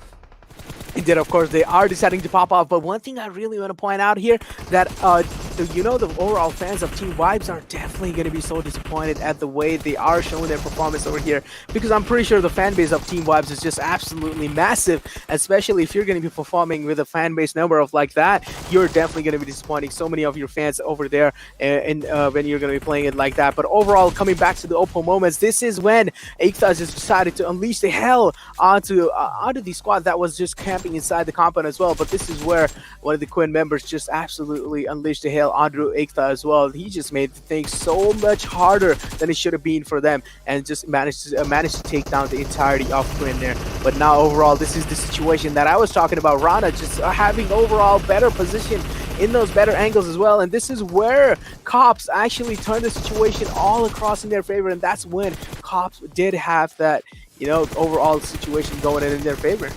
Yeah, of course. I mean, in the spur of the moment over there by Sassin, had he not really gone for the other player who was going in for the first aid, but gone in for the other player who was just alive over there, and could have been a different case. I mean, could have, should have, must have, does not really come up in the end eventually, because the match is really over. So you take a look at the damage graph. I mean, some amazing numbers being put up by the players of Team Cops.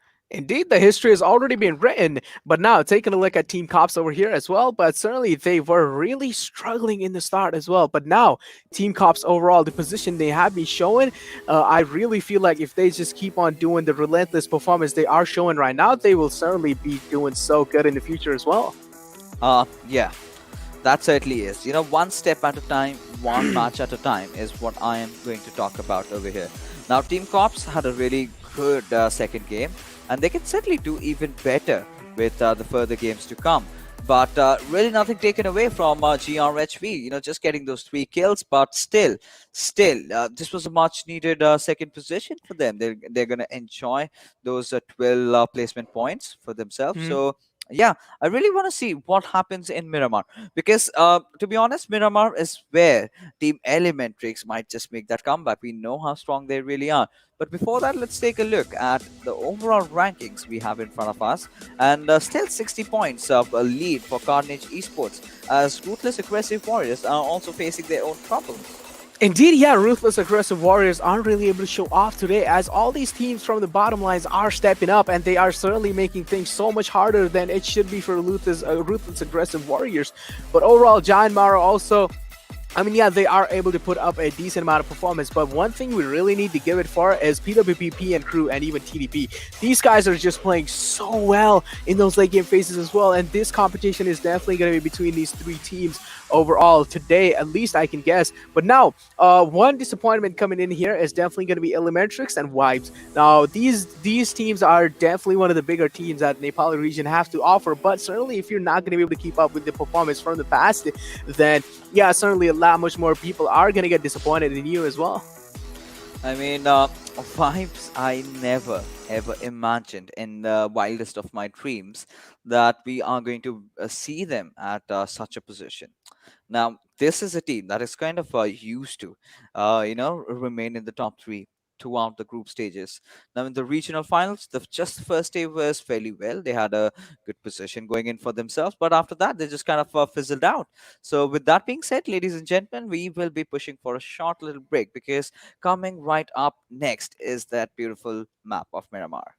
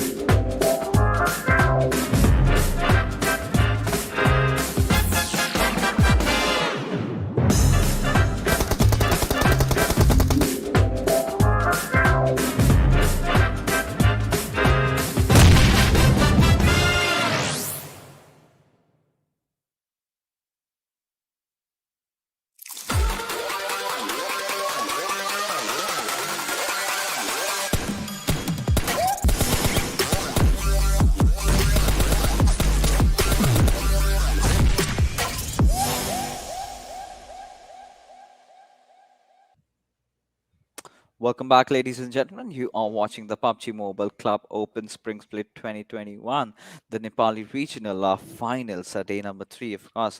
As finally we have some new teams, getting their chickens, getting their spots, in those top eight, top nine. So, of course, Team Vibes has fallen down, and so has Elementrix. But this map might change it all because the third spot is still up for grabs, considering the first and second spot have kind of have themselves segregated over the rest. They're the top echelon. We will be talking about them later, but right now my entire focus shifts down to those teams that are in the bottom half of the leaderboard. So yes, Vibes, Elementrix, Team Hive, they're all having some miserable run going on, and I'm kind of missing out on that spark from Team Vibes that we had seen in the past. But do you think that Elementrix is going to go for a second chicken in Miramar? Because this is a team that's really worthy, and they are capable because they know all those nooks and crannies of the map. I mean, it's certainly going to be hard to say because we did say Elementary step up their gameplay yesterday on Miramar map, and we did see them absolutely contest that, absolutely dominate overall with the high ground they had, and then they were just showing a relentless aggression inside the compound, and then they just managed to take out the entirety of JyanMaara over there in the end. But now over here, which is what is going to be interesting to see, is how Elementrix is going to be panning things out in their favor as well, just like yesterday. I mean, of course, yeah, yesterday, I mean, overall, Elementrix did have like the zone favoring them in the end circles. Yeah, of course they did. But I mean, of course, this time they will have to rely on this rotation. You cannot be relying on the luck every single time. And if you're going to be having those rotations going on really good for you, I mean, I feel like Elementrix does have it in them to actually show that pack of punch to each and every single team that will be following up in front of them and even just gun everyone down. Yeah, I mean, they do have the players, they do have the potential. It's those rotations that are really, really bad for Team Elementrix, not really working out in their favor. So, right now, right now, Team Carnage, in fact, hasn't really been at the best of the performances. But let's take a look at Team Cops, right? Well, Cops after that beautiful chicken. I mean, Rana Blaster Yeah. has certainly been that player that we have to watch out for. Indeed, Rana Blaster has certainly been the player. But one thing I really want to see is like Killer YT definitely step his gameplay up. I mean, yeah, we did see sometimes this man just, absolutely frag out, but certainly not as much as what he did in those group stages as well. Yeah, in those later on phases, yeah, he was actually fading out.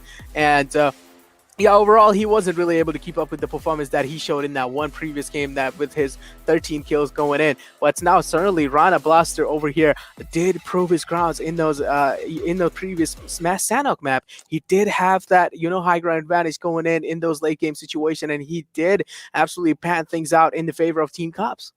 I mean, he just went berserk in Sanhok over there, having that high ground advantage. Well, TDP and PN crew, they were fighting amongst each other, and suddenly, Rana Blaster comes out of nowhere and just sprays down most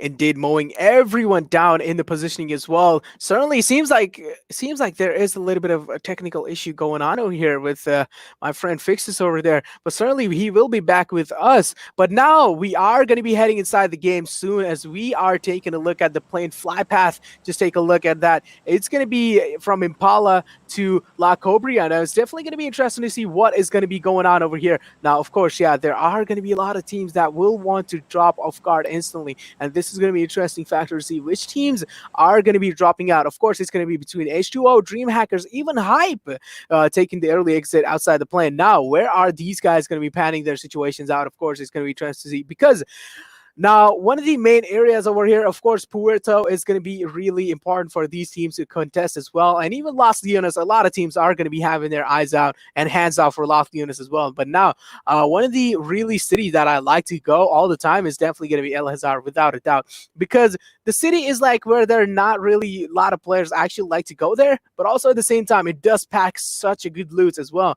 And that's where I actually like to head as well all the time. But now, the overall entirety over here, just take a look at the map over here. It's just filled with so many players in the center circle, and I do feel like Carnage, which are going to be dropping inside Las Leonas, certainly they are going to be having their neighbors as well dropping in the same position. It's going to be GRHV, and even it's going to be KWIN inside the circle. But now just take a look at the circle shift coming in. It's right in the middle of the map, a little bit on the upper side, but of course, yeah, it's not a bad circle. And of course, the teams that are going to be going for Hacienda and even San Marin are going to be having a really good positioning inside the circle as well. Yeah, absolutely. And I'm back as it seems because Necro, we live in troubled times, to be honest. Yeah. Internet's playing, with our hearts. Yeah. But yeah, moving along further. This looks like a really standard Miramar circle, to be honest, because San Martin having San Martin, of course, being that area that's in the center. So again, our Team Elementrix can quite possibly benefit from the situation. So this is the strat that they've been doing for quite some time. They drop off at power grid, send their players to the hilly areas of San Martin, just to the western hills, and from there they just peek around, take a sneak peek as if someone is out in the open, and then they go after them. And that is what they've done this time as well. So we've got to see, as the game progresses, as to which team is going to come out on top in this one, because a lot of teams are finally starting to step up. They have understood that if they do not do it now, then tomorrow it might just be a little too late. Indeed, tomorrow it might just be a little too late, but of course not too late over here, because of course they will have tomorrow going up for them as well. But now in tomorrow's stages, they will have to prove so much going in. They would not have to leave even single game lose. If they manage to just get eliminated early off in those single game as well, then they are just going to be in a massive world of trouble. And certainly they do not want to lose out on those games as well, because we have seen a lot of players recently having those connection issues as well, and even some of the teams not really able to join in sometimes. And yeah, those are of course the unfortunate turn of events, or unfortunate times coming in for them as well. Certainly, tomorrow and day after tomorrow, you do not really want to miss any of the games because they are one of the most crucial times that your team needs to secure in their hands if you want to go for PMPL. Absolutely. But as we take a look at Team Elementrix, a lot of eyes and a lot of fandom that this team comes along with, the Kali passion that we talk about is instilled inside them. So they've not been stepping up lately, and we've been, giving multiple reasons and multiple assumptions, in fact, for what it might possibly be. The biggest one being a lack in team synergy, considering how many lineups, how many times, in fact, Elementrix have their lineups reorganized. So. There was a time when they were really looking solid, having the best of the players of the region, and things happened. Everyone parted their own ways, everyone playing in different lineups. But Mr. Hughes, who has always been there, the thick and thins of it, so he's got to make those tough choices. And this time, however, I mean, they've got those those players who've got that individual skills, but somewhere down the line, as a team, they've not really been. That consistent. They've not really been stepping off. They've been getting caught off guard. So the calls are somewhere missing. So there are a lot of things that they need to figure out. But let's get back to KWIN. So Team KWIN have been the ones who are like playing under the shadows. They're like, guys, we won't be visible to you, but we will still be racking up a few points here and there. And maybe in those last few days, we might just pop off. Indeed, as you were talking about the team synergy lacking, of course, if your teammates are going to be leaving in the process, in just leaving you behind in between, of course, that's going to be affecting the team and overall synergy that you have built up over the time. But of course, we all know how important it is, and surely how important it is to actually build up that friendly nature around your teammates, and even overall getting those, conversation going, overall getting familiar with the playstyle that your teammates has. And it's not a thing that you're just going to be developing between like a week or two. You do need a solid amount of time to put inside each other, and of course this is going to be interesting to see because now Elementrix is definitely one of the teams that have came up with the roster shuffles, and as you were talking about, Mr. Hughes is still sticking around till the end. But now one thing is going to be interesting to see is that how Mr. Hughes is going to be training his teammates out. Of course, he will try his best as he does have so much experience going inside as well, but certainly does not have that team synergy going in. And they do have individual skills. Yeah, you did say that. They do have individual skills, but certainly somewhere they are lacking in those conversations. They are lacking in those team calls, and they are lacking in that synergy as well. Yeah, of course. But this is a team that has finally, started showing up, and I was starting to wonder as to where Kurkure was. I mean, he's one of the players that I absolutely love to adore, and just as we are saying, the aggressive gunmen from the players of P8 Crew, the invited team, this time into the regional finals, spraying down and peppering down those bullets onto its goalie, who apparently has decided to take a pit stop just behind that rock. And he'll be, of course, given that quick backup, that quick lift over there, and he's going out. Oh. But Hungry Bucks, okay, finally a good start to him. Indeed, seems like Vibes are off to a good start after they have already knocked out one of the members from TDP. It's going to be Gangsta, one of the big members going down in the process as well. But now Knight X does have his sights locked onto that car, though. But is the res going to be happening? I mean, yeah, it is really easy to get that res happening because taking a look at how far they are, of course, the res is certainly not going to be the hardest part coming in. But just take a look at over here, the aggression coming in from Vibes as well. Yaku's certainly going to be spotting Malik, but is he going to be able to take him down, though? Yeah, the pre-fire are coming in the process as well, but certainly not really able to connect onto any of the shots. Now, TDP does realize that they are contested from all the angles, and Gangsta needs to heal himself back up to full HP as fast as he can. And certainly Gangsta is going to be applying that first aid and also going to be popping those medkits as well, and popping those boosters for himself as well, just to tip the HP off. And now taking a look at Shakar, he does know that they are right in front of him inside the warehouse as well. Cooking a nade. Is the nade going to be doing much, though? The nade is certainly going to be doing a lot of the damage from Vibe's side, though. Two teams getting down from TDP there, and certainly Gangster has been completely taken out as it's only down to two members of TDP. I mean, it's just Sugar left to fend off for himself, and it's Shinx who will, of course, get that knock, and Hungry Box will make no mistake in converting that into a kill. And yeah, they still have to get a confirmation on another knock over there. I believe that's on Yakul, and that's what Malik does. The last player, Indeed. however, yeah, they just want to escape from the situation. And finally, Hungry Box realizing that he needs to feed on all these players crates over there. He needs to step up because we know this player is capable of a lot more than he's been showing up lately. So being caught in such sticky spots, getting knocked down early on, a very good start, I must say, rather for Team Vibes. But they need to keep this rolling. They need to survive those final few circles. They need to go a bit aggressive because they've got those players who are capable of doing so. Indeed, they do have those players. We have seen Vibes just absolutely dominate in those group stages as well, and we have been pointing that thing out. But just the overall performance that Vibes was showing, they were going head to head against Carnage, but now certainly they don't really seem like anywhere on top, and certainly they do seem kind of lost over here. But those early eliminations coming in for them are certainly going to be a relief of stress for a while, not for a long time now. But certainly, if they are going to be managing to secure the chicken dinner inside this game, it's going to be a massive victory and glory for them coming in.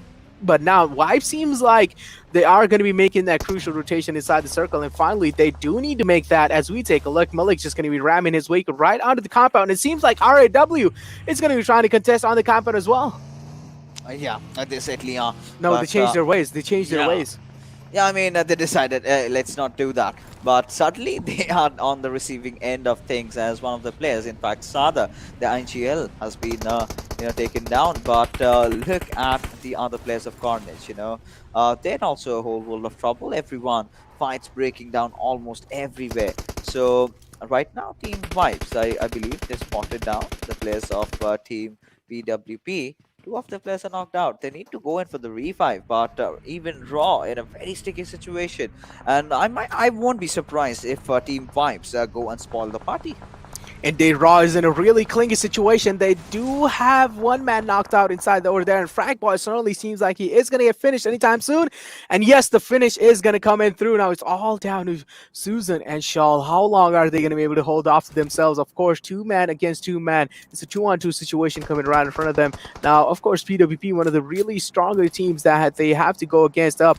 But now PWP are certainly really separated out from the rest of their team. They do need to get back to their teammate over there, but certainly, yeah, seems like they are going to be doing that as well. But now, taking a look at Raw over there, Susan is definitely so scared at this point in time because we did see Susan do so much yesterday, and this time, of course, Susan is just going to be hiding around. He doesn't really want to challenge the fight because he does realize that today is a really crucial day, and each and every single move that you make is going to be affecting you and your team in those future days coming up as well. But now, Raw certainly does not really want to give their position away this easily, as they do realize they do have one of the best position coming up inside the circle as well. Absolutely. And to be honest, you've got Gole from PWP. Well, they somehow have managed to retain all their players alive. And Raw, so kind of taking some bashing over there, losing out on Sada pretty early on, that's going to hurt them. But at the same time, he's the IGL, so I think it might just be a rather easy task for him, and rather to guide his team to victory over there. But the numbers do really matter in those end circles. So we gotta see as to how Raw performs in this one up. But either ways, Team Carnage not really having those last two good games over here. I mean, including Miramar, to be honest, because Erangel was still pretty much fair for them. They came in second, they're doing good. But the cushion that they have built for themselves, it's still so neat. They're Yeah. enjoying. They still do not really have to be worrying about things because Raw hasn't been performing either. So as the remainder of the teams are catching up, they still can mess up for a game or two, but that's about it. That's where they need to wake up. Indeed, but now taking a look at the kill feed, it seems like Cops member, it's going to be Rana going to be taking a dig onto one of the members of H2o. But now just take a look at over here. Seems like TDP has been eliminated first off this time. Unfortunate elimination coming in. We did see this team try to survive in those top 3 situation in the Sanhok map, but this time taking an early exit behalf of their side. But now Vibes does seem like they have known that there are some fights going on right in front. So Vibes do want to capitalize onto that and take a third party also. But seems like Carnage is definitely going to be one of the teams in the backline that each and every single team needs to watch out for. Last time Carnage did get eliminated early off though, so yeah, that was an unfortunate turn of events coming in for them. But I'm pretty sure this time Carnage is going to be, overall try to not get eliminated early off, because if they do, then yeah, they might be in a little bit of trouble, but not much though. They do have so many placement points going up in those overall leaderboards as well. As we take a look over here, Sus is definitely going to be spotting PN Season there. Season trying to rotate in top circle as much as he can, but oh my god, beautiful shots coming from Sus, but certainly not going to be able to secure that knockdown, as Season has already capitalized onto Sus's position, and Sus does know that there is someone in his backlines as well, so he's going to be flanking all the way apart. And finally, seems like Sus doesn't really want to challenge the fight anymore. He's just going to be taking his car away to his teammates, which is the best decision you can ever make. Absolutely. I mean, right now, I think this team, especially Sus, who's been standing up for him, for his squad over there, because you expect the likes of Z1 Crazy to pop off, but that's the beauty of these PMCOs. That's the beauty of these tournaments, where you see the other players also rising up to the occasion, and him being wary about his surrounding. That's a pretty neat job. But Team Vibe, having control over the main compound of the Hacienda del Patron. So now they're starting to make a move. Hungry Box still sticking on to the vehicle and trying to keep it safe and sound, because there's still the third circle just closing, and after this we've got a lot of circles to go with. But a fairly entertaining um, early mid game that we did get to see, with few of the squads really taking some heavy beating. I mean, TDP, they've already been eliminated. You would have never imagined, but as we are speaking, KWIN, Hadron, he's taken down Prototype, but Stereotype comes into quick rescue as he gets a beautiful knock, as Kazi just goes pushing in, and Stereotype getting that second knock for his team, as the other players of Team KWIN just back off. That was quite surprising for me. Now, they spotted out Gurkha.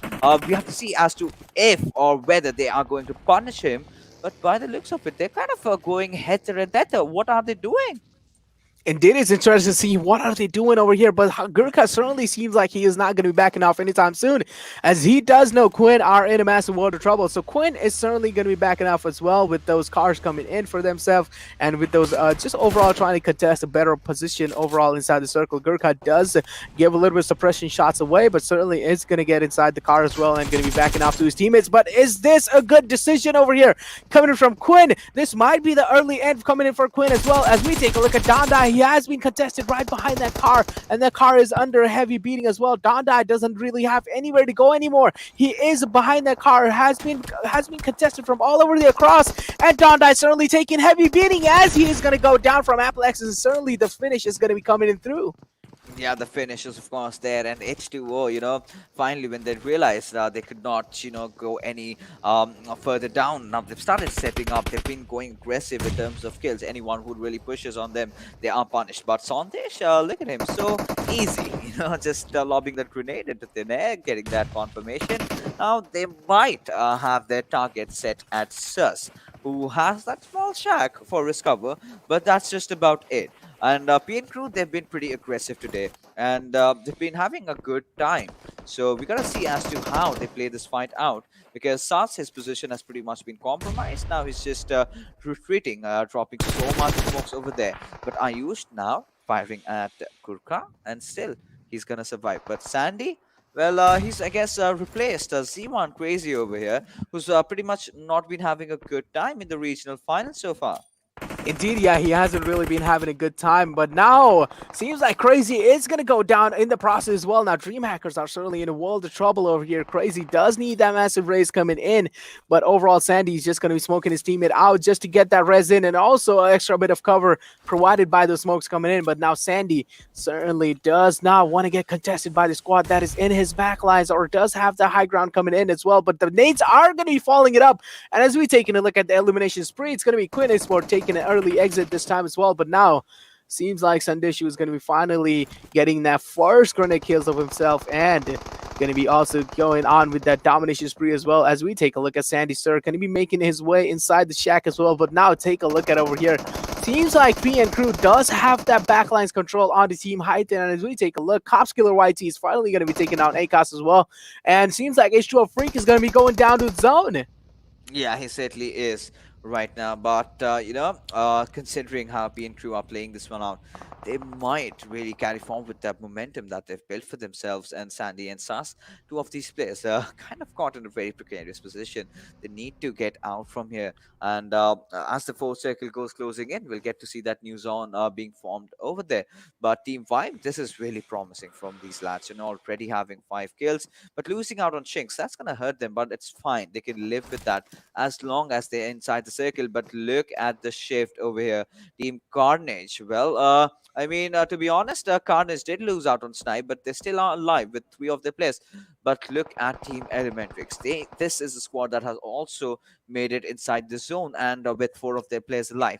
Now, now history is a testament of it. Every single time Elementrix managed to do that, they walk off with a chicken at least 88 out of 10 times. So gotta see how Elementrix performs in this one. But look at Sandesh completely just going ham over there onto its Sandy, and Legend will of course get knocked down, but I think he'll get that quick raise back up.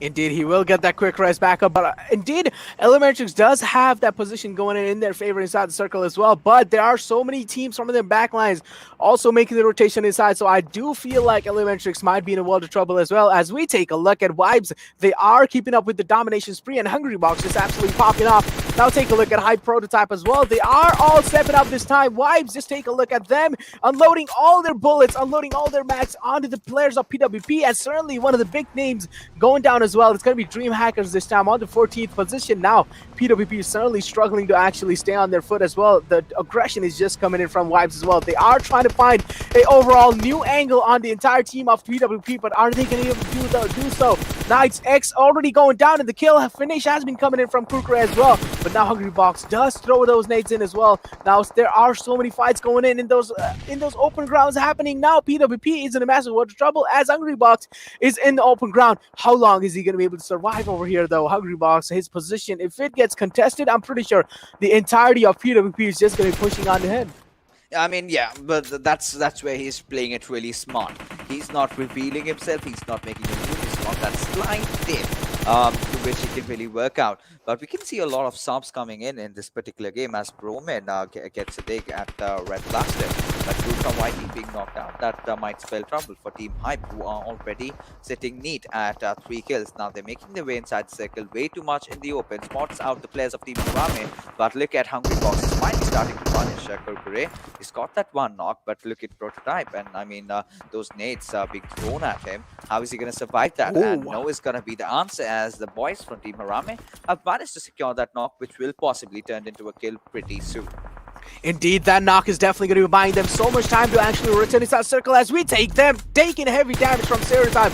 Of course, made his way all the way inside from the backlines, but now Stereotype has also made his way inside the circle. It's going to be certainly so difficult as Eccentric is just right in front of them, as they are certainly not going to let it happen, and Stereotype has been finished by the zone as we take a look at Eccentric making things happen for themselves and making things in their side. Now, there are so many big names surviving in here as well. Carnage with those 3 players, Elementrix and GRHV with all of their 4 players as well, and H2o Esports in the meanwhile taking an exit from the lobby as well. But now Carnage certainly does not want to give their position away, as they have one of the best position also going inside. But I feel like Elementrix right now is just absolutely dominating the field, as Vibes are just down to 2 players. Now Hungrybox certainly going to be taken down in the process by Paragod there. Unfortunate turn of events coming from Hungry God there, but how is he going to be able to get back up? This is going to be interesting to see, as Malik does want to revive his teammates, which is going to be there, and the nade is just going to be doing so much damage to Malik overall, but certainly he's going to be smoking his position out. He does know that there is one of the members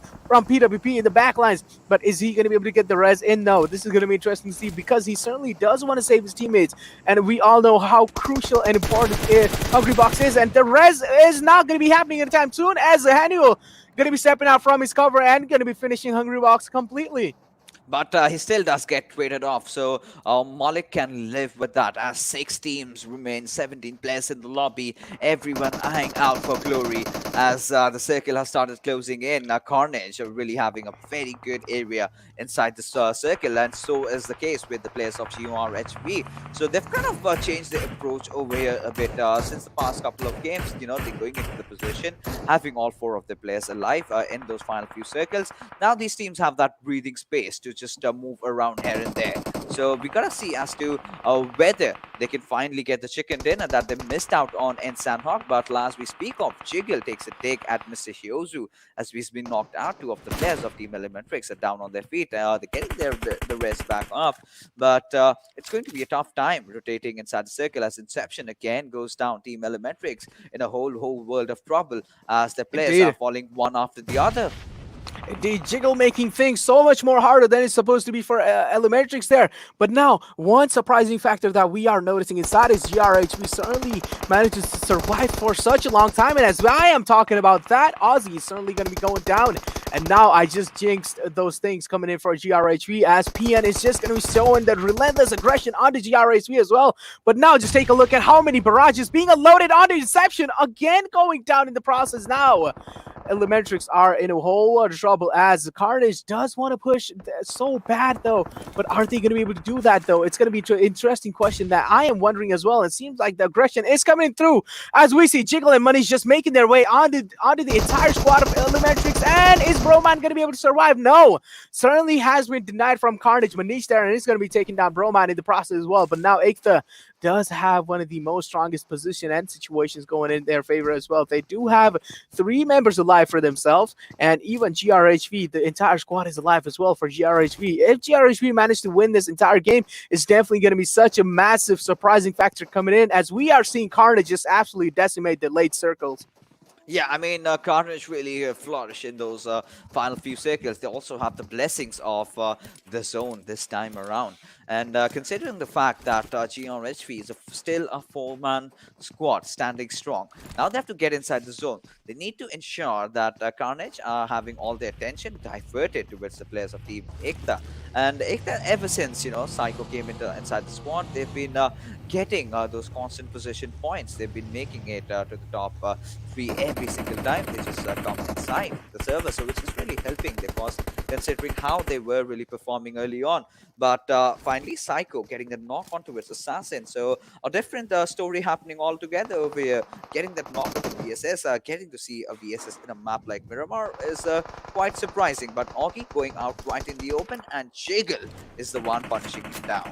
Of course, I mean, if you're going to be stepping out right in the open, especially when you are having so many sites locked onto you, definitely going to be a surprising factor coming in. But Psycho certainly going to be proning in open ground, and certainly is going to get capitalized by GRHV there. But now the things are all down to GRHV versus Carnage. Of course, it's a 4-on-3 situation coming in. Which team is going to be coming out on top? Money's trying to spot anyone in that open ground, and certainly it doesn't really seem like he's going to be finding anyone there. GRHV does have loose onto one of their players, Assassin, but certainly the res is going to be coming in through, and Assassin will be popping that medkit as well and trying to get his HP back up to full, as we take a look at Cooney trying to find a different angle onto the entire team of Carnage, but doesn't really seem like that's going to be happening anytime soon.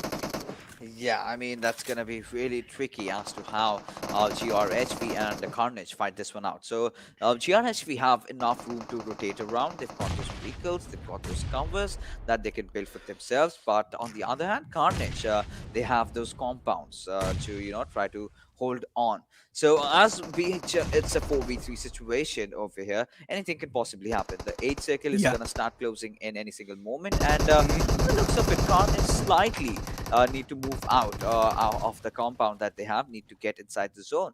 Now, considering the fact that GRHV do have those vehicles bursted out, so this is a solid cover for them. But Praveen, this is where he starts leveling things up, taking a knock onto its Kuni. Manish will follow it onto its Otzi.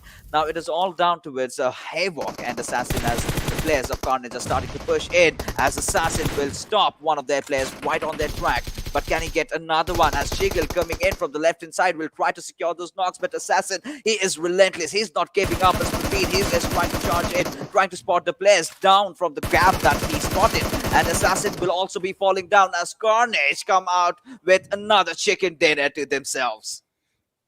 Indeed, a massive chicken dinner coming in from Carnage as well there. Just the way they were dominating the entire end circle was just so beautiful. And just the way they positioned themselves in the late circle was just an absolute beauty in itself. And now, the overall ranking, of course, #1 Carnage has been securing themselves. But now, getting this chicken dinner is definitely going to be such a massive factor in boosting their points up on those leaderboards as well. I am really interested to see the overall leaderboards and overall ranking, how much Carnage has managed to climb themselves up. I mean, yeah, they do have the top 1 position as well, but how many points they have managed to secure is definitely going to be interesting to see. Yeah, I mean, 100%. It is going to be really important because this is a team that we know that every single time they have the blessings of the final circle, they're completely going ham. And that is what they've done. And the MVP jiggle, no surprises over here. But I really felt the boys of GRHV could do really better in those final circle scenarios. They had the numbers. There was no reason howsoever for Kuni to go out in the open like that, exposing his body and getting that first knock. And the one to follow up after that was the reason where GRHV lost majority of the fights. But huge props to Assassin again, stepping up for his team, trying to provide enough cover fire, and he did manage to get a few knocks here and there. But it was still 3 players knocked out. He was just a lonesome survivor. He could not do much. But yes, Carnage, they were kind of silent in those initial few phases of the game. But once they had the control over the circle, they started dominating.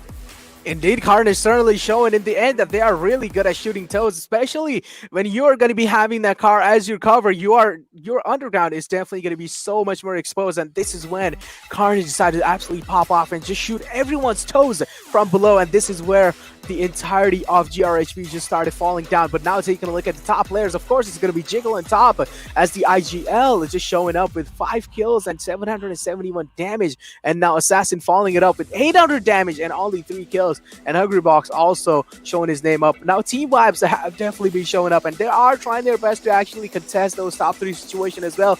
But this circle was just so unfortunate for them, as it was out in the open and only some of the compounds were left inside the circle. But now all the compounds, of course, that were inside the circle were contested by each and every single team. And this is where the entirety just started crumbling down.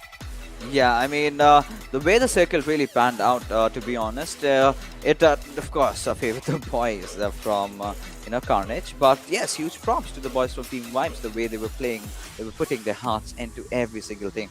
Hype, they really tried hard, but not really succeeding. But as we can say, take a look, and the remainder of the players, they're doing so well over here. So right now, considering the match summary in front of our screens, of course, Jiggle having the highest skills, Manish with those maximum number of assists. So Rana Blaster again. So this was one of the players that has been so consistent for his team. This has he's always been getting those kills. He's been doing a lot of traveling here and there, so a lot of being done, but it needs to be a team effort. But as we take a look at the match rankings, Carnage Esports was securing that first spot, but GRHV and Ekta Esports finally picking themselves up as well, along with Team Vibes. A much needed 12 points over here.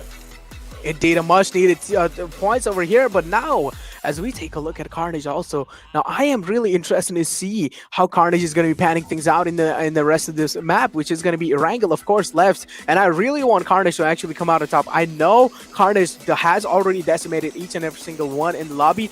And to be honest, yeah, now taking my words back and making a point for Vibes over here, I actually want to see Vibes step up this time as well. But now, of course, I want to see the group stage competition coming back. I want to see a fight between Vibes and Carnage. I want to see the rivalry built up again.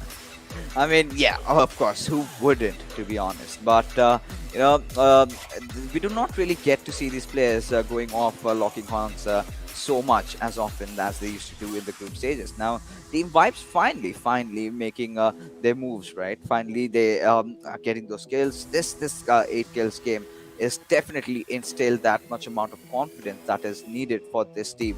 But Ruthless Aggressive Warriors have completely been looking off today, because with all their matches, their points that they've garnered for themselves, and if they continue doing that, I'm pretty sure someone is going to take over or that top 2 spot. But with that being said, ladies and gentlemen, let's just take a look at the Oppo moments and see how all these fights in the map of Miramar era.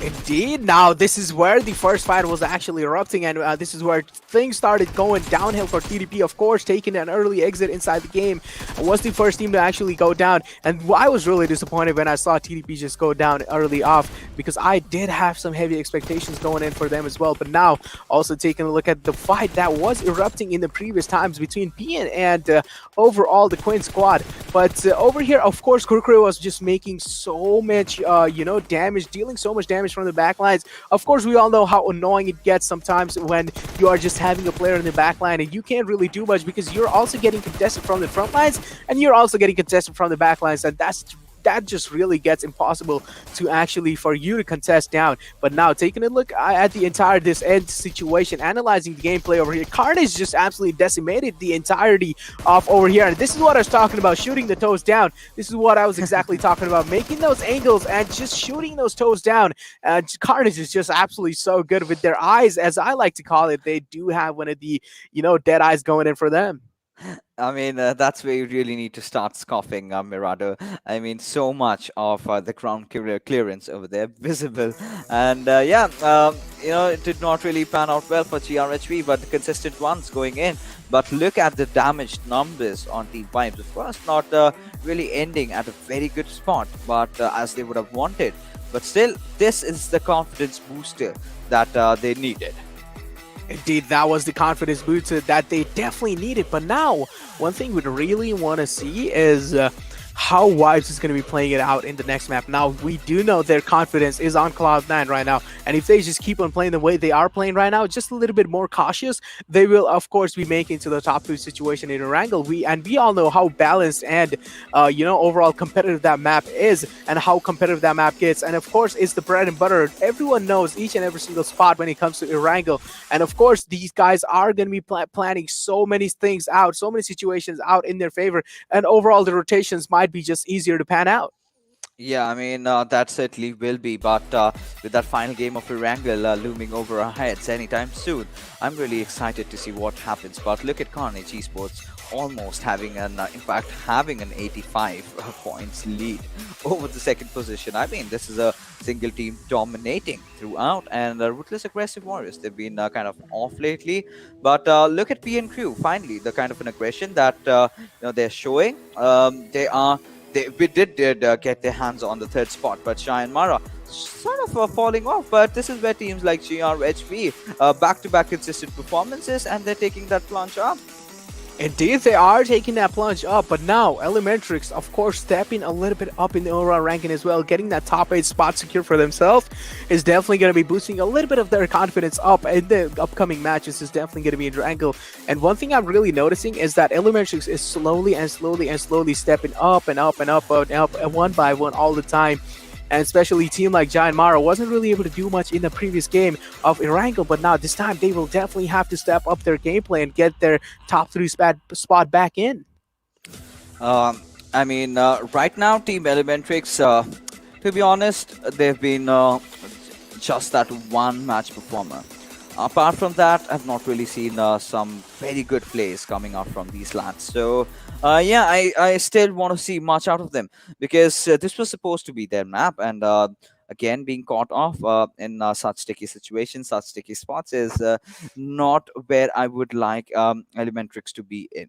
Of course, they're still in the top eight, and there's still a chance that they can come back in, but they need to get those chickens. Not just those one chicken in Miramar. But with that being said, ladies and gentlemen, we are going for a short little break. We'll be right back. You don't go anywhere.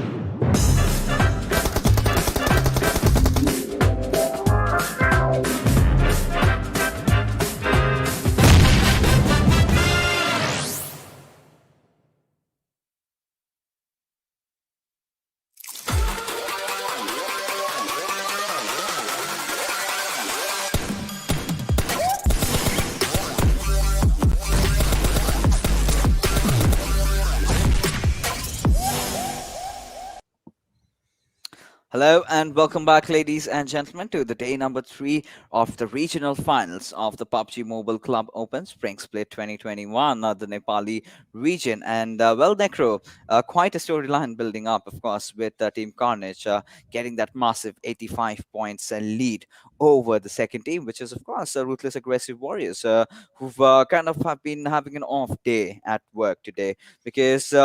Yes, yesterday they did build up quite a lot of points for themselves, but that was just about it. So as we move along further, it's the final game of Erangel. Which team do you think might just come out on this one? Well, I mean, it's really hard to say, man. You know, like Just the say a way these name. guys have been. Okay, just say a name. Okay, you know what? I'm gonna go with the Believer Squad, and I'm gonna go with Elementrix. Okay, EX Nation for you. For me, it's going to be Team Vibes because the kind of a performance that they did show in Miramar, having the highest damage, they started finally feeling themselves. I think if they kind of continue doing that, I think we might just get to see that chicken from their side. So it's going to be really crucial as to where the circle is going out, though. So that's going to be really important as finally, the final game of Erangel for the evening has really started off, going all the way from Novoripnoi to its the shooting range. Indeed, as towards Zizarki, of course, now, which teams are going to be dropping at the start. And of course, Cops is going to be dropping at Nova Rupnoid. There, it's like no matter what, no matter the world is just burning down, they will always go to the Nova area no matter what. They just don't care. And Elementrix, of course, going to be securing that military base area for themselves. As always, just going to be going to the military base. Pretty standard drop locations coming in from each and every single teams this time. But now, it certainly seems like PWP, yep, always they do go for Milta Power as well. Now, we are seeing the same drop locations as we saw in the first map as well. And now, exact same things. It's like history repeating themselves. And now, imagine even if the circle is the same, that's just going to be a really funny story in itself. But now, taking a look at the middle of the map over here, there are so many teams being scattered. Of course, they are making their way to overall whatever preferable spots they have. But now it's also going to be interesting to see which team is either going to be contesting Sarki down and which team would be overall going for the entirety of Georgia Pool, as we did see last time Raw going towards Georgia Pool. But is any team going to be joining them? And certainly seems like the circle is not going to be repeating its history, but overall a really unique circle coming up this time. Yeah, I mean, I absolutely love it. And we've seen it in the past as well, the circle going to its northern side and all the way up to its Talbot. Hell yeah, I would love to cast that kind of a zone because it kind of becomes so tricky for the players to really approach it, right? You know, someone being at Stalber, having the high ground at front, it's suddenly the ship coming down, and that squad being, turned into dead meat in just a Yeah. matter of a few seconds. So, a lot of Hmm. interesting things can be done and a lot of possibilities are over there. So team Hmm. P and crew, of course, having that early advantage. I believe the reason being, of course, they can rotate to its number way quicker. But I believe the players of DreamHackers, they're gonna retain on towards Chesnaya. They would be looting the entirety of it. They might just secure that vehicle and then take the hospital compound over there because, like I mentioned, it's one of the best compounds. It's really difficult to push it through. So yeah, we'll just have to let the game simmer and speak for itself as to where it is trying to go and end up. Indeed, it's going to be interesting to see where it is going to be trying to end up now. The zone, of course, is a really deciding factor. Imagine the zone shifting towards the Albert area. That would be the most best circle I would have been ever noticed. And I actually want to see a zone shifts coming towards the Albert because it's been a long time since I witnessed the circle be on that side as well. But now, taking at the look over here, Elementrix definitely one of the squad that I have my eyes on. And as I made my predictions for Elementrix, I was also somewhere on the side of Vibes as well. I want that team to actually step up. And as I said, I want to see the competition breaking down between Carnage, Wives, and Elementrix somewhere in the top three situations going down as well. But now, overall, TDP, of course, if they are able to keep their performance up, if they're able to show a consistent performance in as their past they have been trying to show, it's definitely going to be interesting to see how they are going to be putting out each and every single squad. And surely, but surely, they are going to be trying to contest those top three situations as well. Absolutely. Now, this is where the trouble in paradise starts for Team Elementrix. This is a complete northern circle, and Mr. Hyosu acknowledges that fact. So this time he did not really go inside the military base, rather looting on the outskirts of that entire island, and then he might have to take a very quick rotation in, and has to make sure that his teammates, every single person, stay alive. And Team Vibes, of course, they've been kind of doing the PTR for rotation strat every single time. Over every Mhm. single time they play in, Erangel over here. The farm area is pretty much understood, pretty much predictive. And the moment you start seeing it, you get to know it, right? So if teams pay attention, now you, of course, they can know what they're up to, and it kind of gets really risky and you need to be very good. And yes, the players individually actually are. You try to bring a fight right on their Mhm. faces, they don't really shy away. Yeah, they don't really shy away indeed.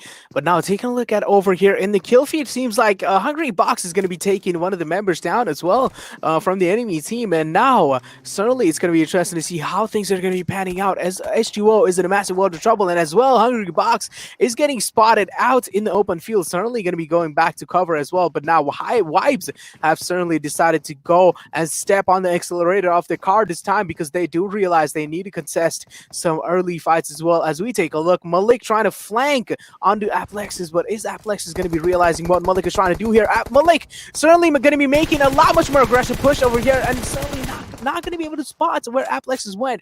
But now Malik under a heavy fire as well, as Mr. Toby is going to be dishing a lot of damage out on Malik. But Malik certainly going to be ducking behind the wall, healing himself, and does know where the rest of the H2o team is, and not really going to be able to peek out. And as well, now Wipes doesn't really want to give their heads away that easily, as H2o is just going to be backing out from this fight and realizing that they do have certain amount of disadvantage going inside this fight as well. Hmm. So H2O, this is one of the teams that are being a menace in the entire lobby because Now, they've not been having a good time so far in the regional finals. They're kind of struggling in the bottom half of the table. And today they were like, okay, so we've got nothing to lose. Let's just go and get a few kills here and there. So getting the big guns, we did see, Team Carnage, the likes of them also being wiped out. And now I think realized that it's Team Vibes right beside them, and they've kind of sort of figured it out because it's so many times these teams have played against each other in those circumstances. So they were like, I mean, the kind of a momentum that they've built up for themselves, it's wiser for the players to not really go and contest against Team Vibes at this particular moment. So they decided to retreat, rather take a good place inside the circle, go all the way up north, because Team Vibes also has to make a move. Indeed, Team Vibes does have to make a move inside circle as well. But now, overall situation coming in for Harame over here seems like PWP goalie is going to get spotted while he's trying to make the early rotation inside the circle. And it seems like the entire TDP squad is locked in the sides of Hadron as well, trying to spam the door out, trying to break the door out, but certainly going to be backing off in the process as well. But doesn't really want to give his frag away that easily to any of the team. So backing off is definitely going to be the most safer option over here coming in from KWIN, as we are seeing KWIN just absolutely struggle in those late game situations. But KWIN certainly is not going to be having a hard time this game if they do keep on playing safe as they are playing right now. They do have the entire squad locked down in their sights, but certainly no one is going to be stepping out, so KWIN is not going to be scoping them down anymore.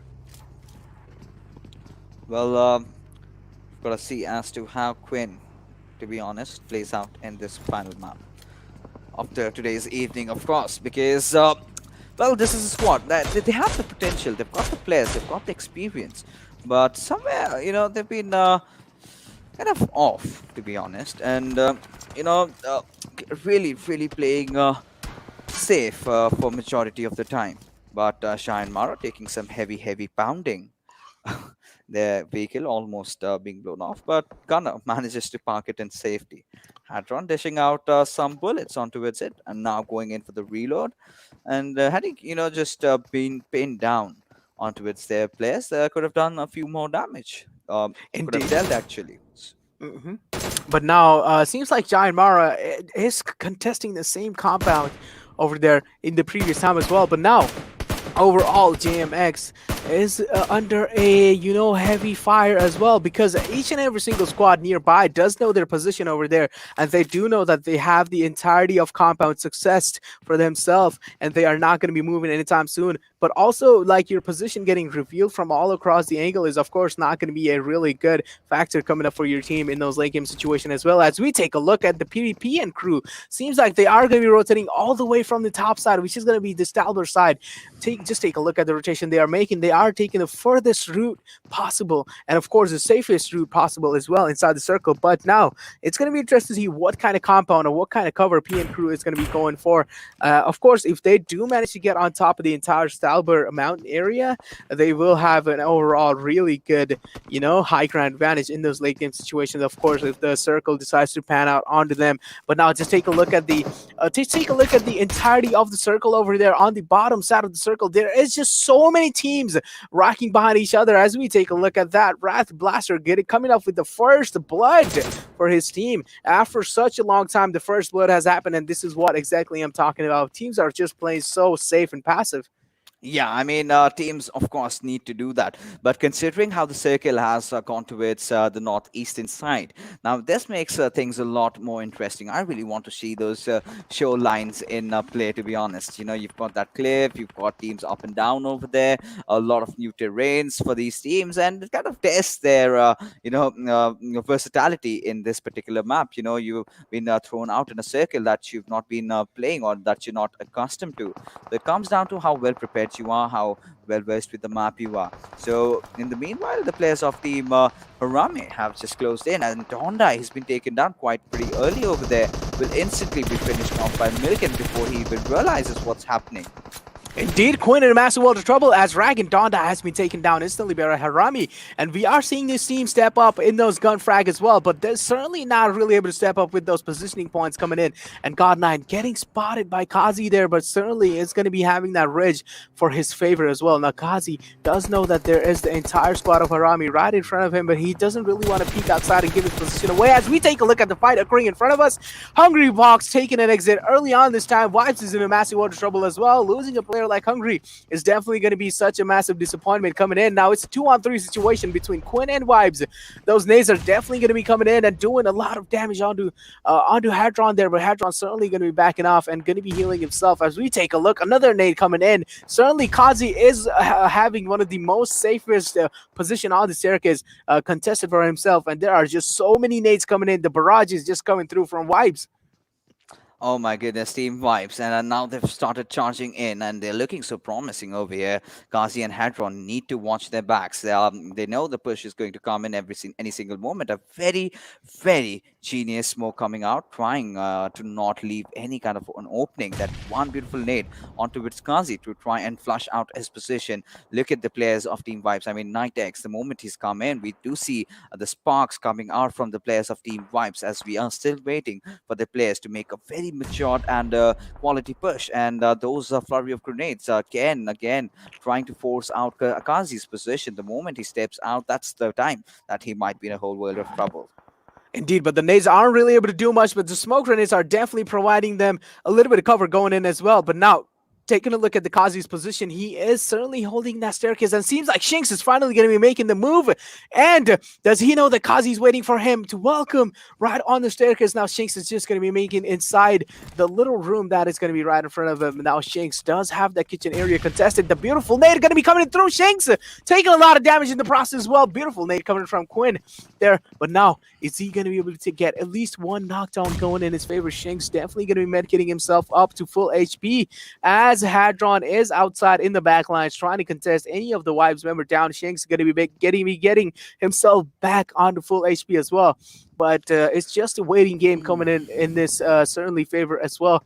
But now, how long are they going to be waiting it out? I'm pretty sure the hell is going to break loose anytime soon as we take a look at Shinx making an absolute aggression towards the staircase as well, cooking the nade to force out anyone from their position, but certainly not going to be Kazi because Kazi has the backline covered in, and Kazi going to be spotting Shinx though. The hell is breaking loose and Kazi finally going down. And now Hadron in the backlines is trying to provide any kind of cover, but Hadron certainly not realizing that his team has already went down. And now Hadron is outside in those backlines. Is he going to be able to take anyone down from Team Vibes though? I mean, that's for a latter story because Hadron, I mean, I do not think he can do that from at least that position. And if he manages to do that, would be really huge. But now Team Vibes, they are hungry. They have already lost on the Hungry Box. Not the kind of a start that they would have wanted in this particular fight. So they're looking for vengeance. They're looking to wipe out the existence of Team Quinn over there. But Nitex be completely oblivious about Hadron's position. And Hadron might just reveal, oh my goodness. Oh, he ignored him. Yeah, What? he didn't pay attention. Oh my No god, one is beautiful looking trigger at him. control coming in. No! No! Oh my goodness. That was That funny. moment kept me on my toes. Well, but right now, I mean, considering how the circle is panning out and Mansion being one of those hot areas to be contested, of course, Team Carnage, being dealt with a blow as Praveen has been taken down early on.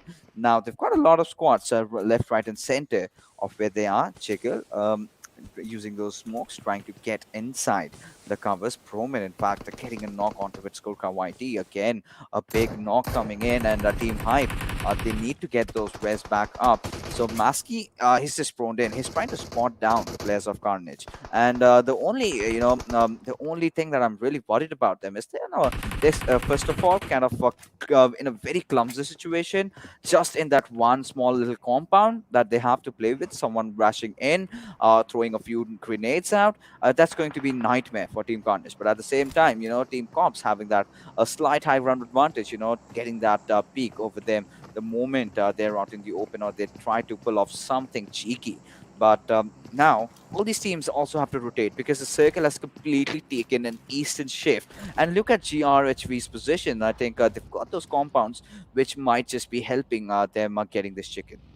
Indeed, that might be helping them in getting that chicken, but now it seems like Cop does have the entire squad of Carnage locked down in their sights as well, but Carnage doesn't really seem like they're going to be giving any kind of room for them to get contested as we take a look at Harame making a rotation, being fearless inside the late game situation as well, and finally rotation from Harame is going to be coming through, but now Cops does realize that the entire squad of Carnage is right in front of them, and it seems like Harame is in a world of trouble as BBEK gets knocked out, and now Harame does need to contest and get those rage onto their teammates as well, but now Blaster doesn't really, Brand Blaster doesn't really seem like he has had enough, is going to be completely finishing down God9 as well, and now Harame is down to only that one man, and certainly as I'm talking, Harame has been eliminated, taking an early exit onto 15th position. I mean, that was ought to happen, to be honest, considering how they were, caught off over there. But, Harame, the way they started the regional finals, I think we're seeing a complete opposite story. But now, finally, the players of Ruthless Aggressive Warriors, that's Bishal, he started firing on all cylinders. He's getting a few knocks here and there, and the same can be said for Paragon from Team Ekta. And today, we've seen Ekta doing pretty well.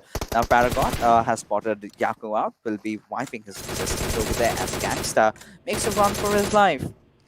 Indeed, Gangsta making a run for his life, but now just take a look at the beautiful rotation coming in from Carnage as well.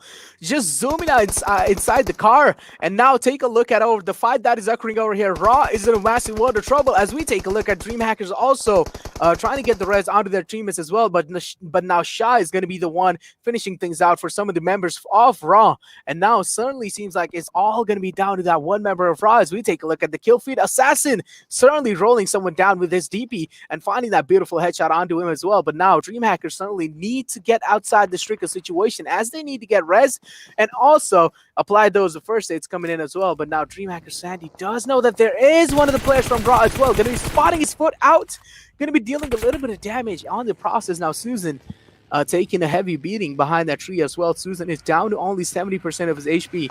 Now, how long is Susan going to be able to capitalize and stay alive for a long time? Is he going to be able to make a short mistake coming in? And Sandy going to be capitalizing onto it, and that's going to be ending the things out for Raw. I mean, he could not do much over there. Susan, he was focusing on a different direction, and DreamHackers completely outplaying Team Ruthless Aggressive Warriors and kind of continuing their miserable run over there today. But they're still in the second spot. How long are they going to be there? That's the big question, because with the way Team P and crew has been playing today, with the way they've been catching up, I think they're going to secure that spot for themselves if they get a chicken in this one.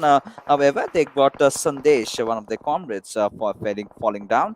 They'll definitely want to get their rest back up, but look at Carnage's positioning inside the circle as the zone is slowly but surely gonna come up, throw that curveball, and we gotta see as to where the circle pans out, and right into the favor of the players of Team Carnage. They do not have the numbers though, but just on the pure sheer fact that they've got good positioning, can they get the chicken?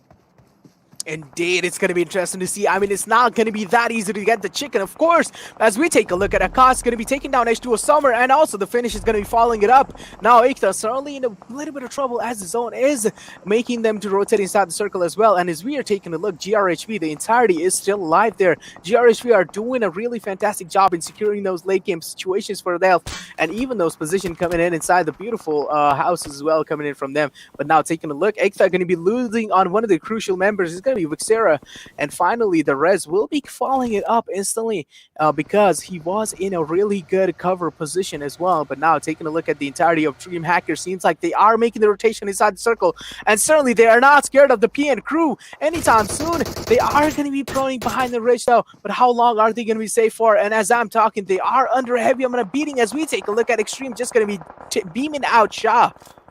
Oh my goodness, considering how the circle has taken those shifts, all these teams, they have to make their way in. Not a lot of compounds over there. Team Vibe somehow still surviving. They've lost out on Hungry Box, but they got those 3 players going in for themselves. But right now, Kuni, he is dishing out a lot of damage, left, right, and center, taking down. Again, confirming that kill out of Paragon, but top skiller Whitey, he's fallen down.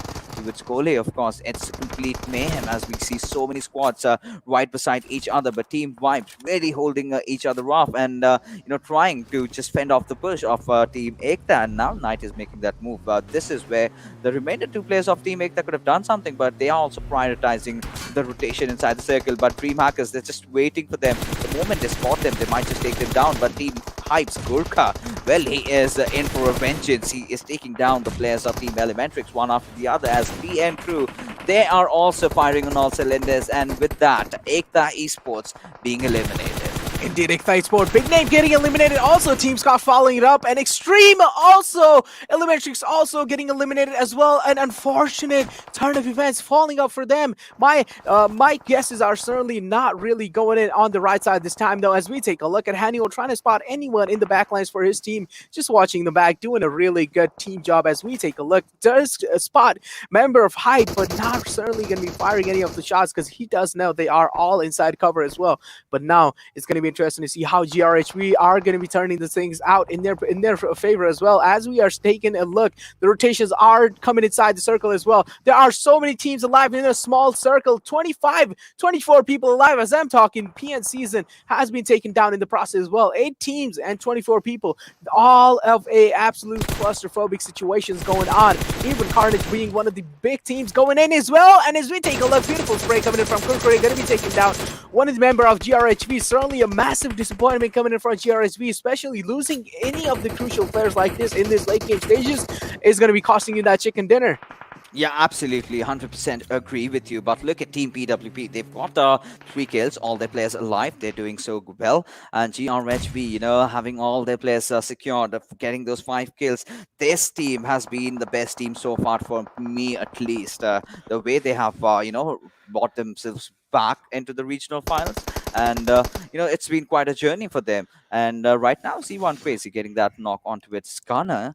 And Kurkure finally taking a fall as Shigil will lob that grenade. And it does land. One more grenade following it up. Can he get another Kobe delivered as the players of Team PWP? They're in a whole world of trouble as Cooney just spraying down Haniwell and securing that knock for himself. Certainly, the Kobe is going to be difficult to connect, but as we take a look, CNE Chiggle seems like he is going to be finding that nade kill for himself. And now, PN Crew in a massive world of trouble as Ayush is going to be contesting on one of the players of DreamHackers. But certainly, Ayush has revealed his position as well to I1 Crazy. And certainly, the nades are coming in from DreamHackers as well. As we take a look, GRHV are trying their best to third-party the fight. And Crazy going to be going down in the process. Ayush just showing a relentless aggression coming in from this man. And now, DreamHackers are certainly in a world of trouble as they're only down to 1 man, and same goes with PN Crew as well. And now Ayush also the last man surviving for PN Crew. Is he going to be able to do much though in the situation like this? When it comes down between Sandy and Ayush, which man is going to be coming out on top? Because both of them are definitely really good players and best players that these teams have to offer in those solo hands as well. Stereotype going to be finishing things out for one of the enemies there. But now JMX, the entirety are alive. 3 players alive from JMX, and even Aplexis, just take a look. They are just slithering right next to each other. If they manage to even just walk out of their slithering position, they are going to be spotting each other anytime soon. As we take a look at Stereotype also taking a little bit of beating inside the circle. Now Manish going to be spotting one of the enemies out and going to be dealing a lot of damage in the process as well. I mean, now things have started to really spice up because now the 7th circle is going to start popping off and we will get an idea as to who's got the better of it as Assassin assassinating down the players of Team Carnage, trying to get that revenge of the last map in Miramar, and he's doing a pretty good job at that. And by the looks of it, GRHV, they're controlling the situation so very well, securing all those kills left, right, and center, and they've kind of opened up the right hand side. But look at who got the better of the zone. We are gonna get an idea as to who it is once the camera really pans left. But JyanMaara finally making it into those final few circles. Top 5 teams right in front of us. Carnage is spotting out Assassin, and Jiggle spraying down onto him, but it's Assassin. He is relentless. He does not want to stop. Today, he is wreaking havoc throughout the entire lobby. Indeed, it does not want to stop anytime soon as we take a look at Assassin just absolutely assassinating anyone in his way. As we take a look, Carnage also in a massive world of trouble in this late circle as well. But now, taking a look at P and Ayush barely surviving. Is he going to get spotted by GRHV Aussie though? If GRHV Aussie, of course, managed to spot out Ayush, that's going to be massive from their team because Ayush will definitely be making things worse for them in those backlands if he managed to survive. But now, taking a look at the hilltop over here, Aussie definitely going to be scoping down JMX there, but not really able to spot out anyone in the process as well. They do know that there are so many teams, in fact, in those surrounding areas, as the nades are going to be coming in through from Assassin. But just take a look at the beautiful spray coming in from Snipe. Going to be taking down Assassin in the process. Assassin is all open. Now, is the finish going to be coming in through? That's going to be interesting to see as we take a look. H2o Esports also taking an exit.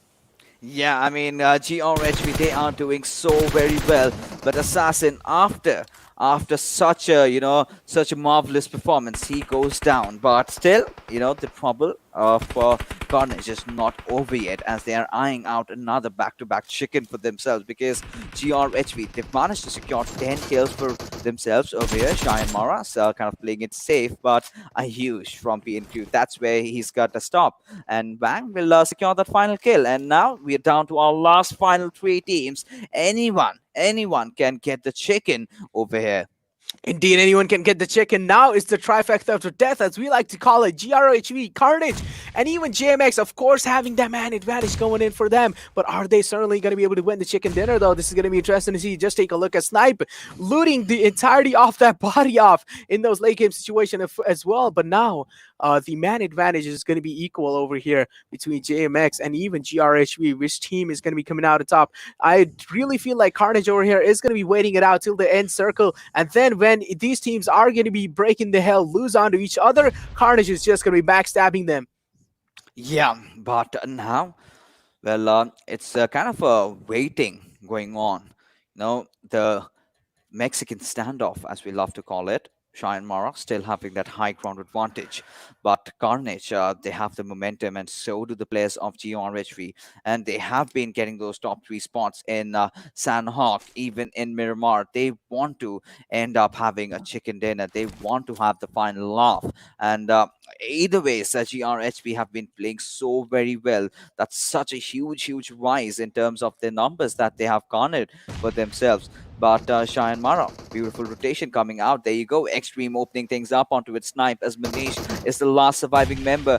Can he do it? Can he clutch out as Extreme will get the confirmation? And he is a one-man army right now. And he needs to be wary of threats even from his western side, because now JyanMaara might just start pushing in any single moment. The 8th circle has started closing in. It's going to spell trouble. But KWIN continuing with that spray, that nade right hitting him right on his face. But still, KWIN does not flinch. He just goes on completely ham over there. KWIN getting that beautiful knock onto its wang. And now he's going to take that first hit in as we have all these 3 teams trying to take the first spot.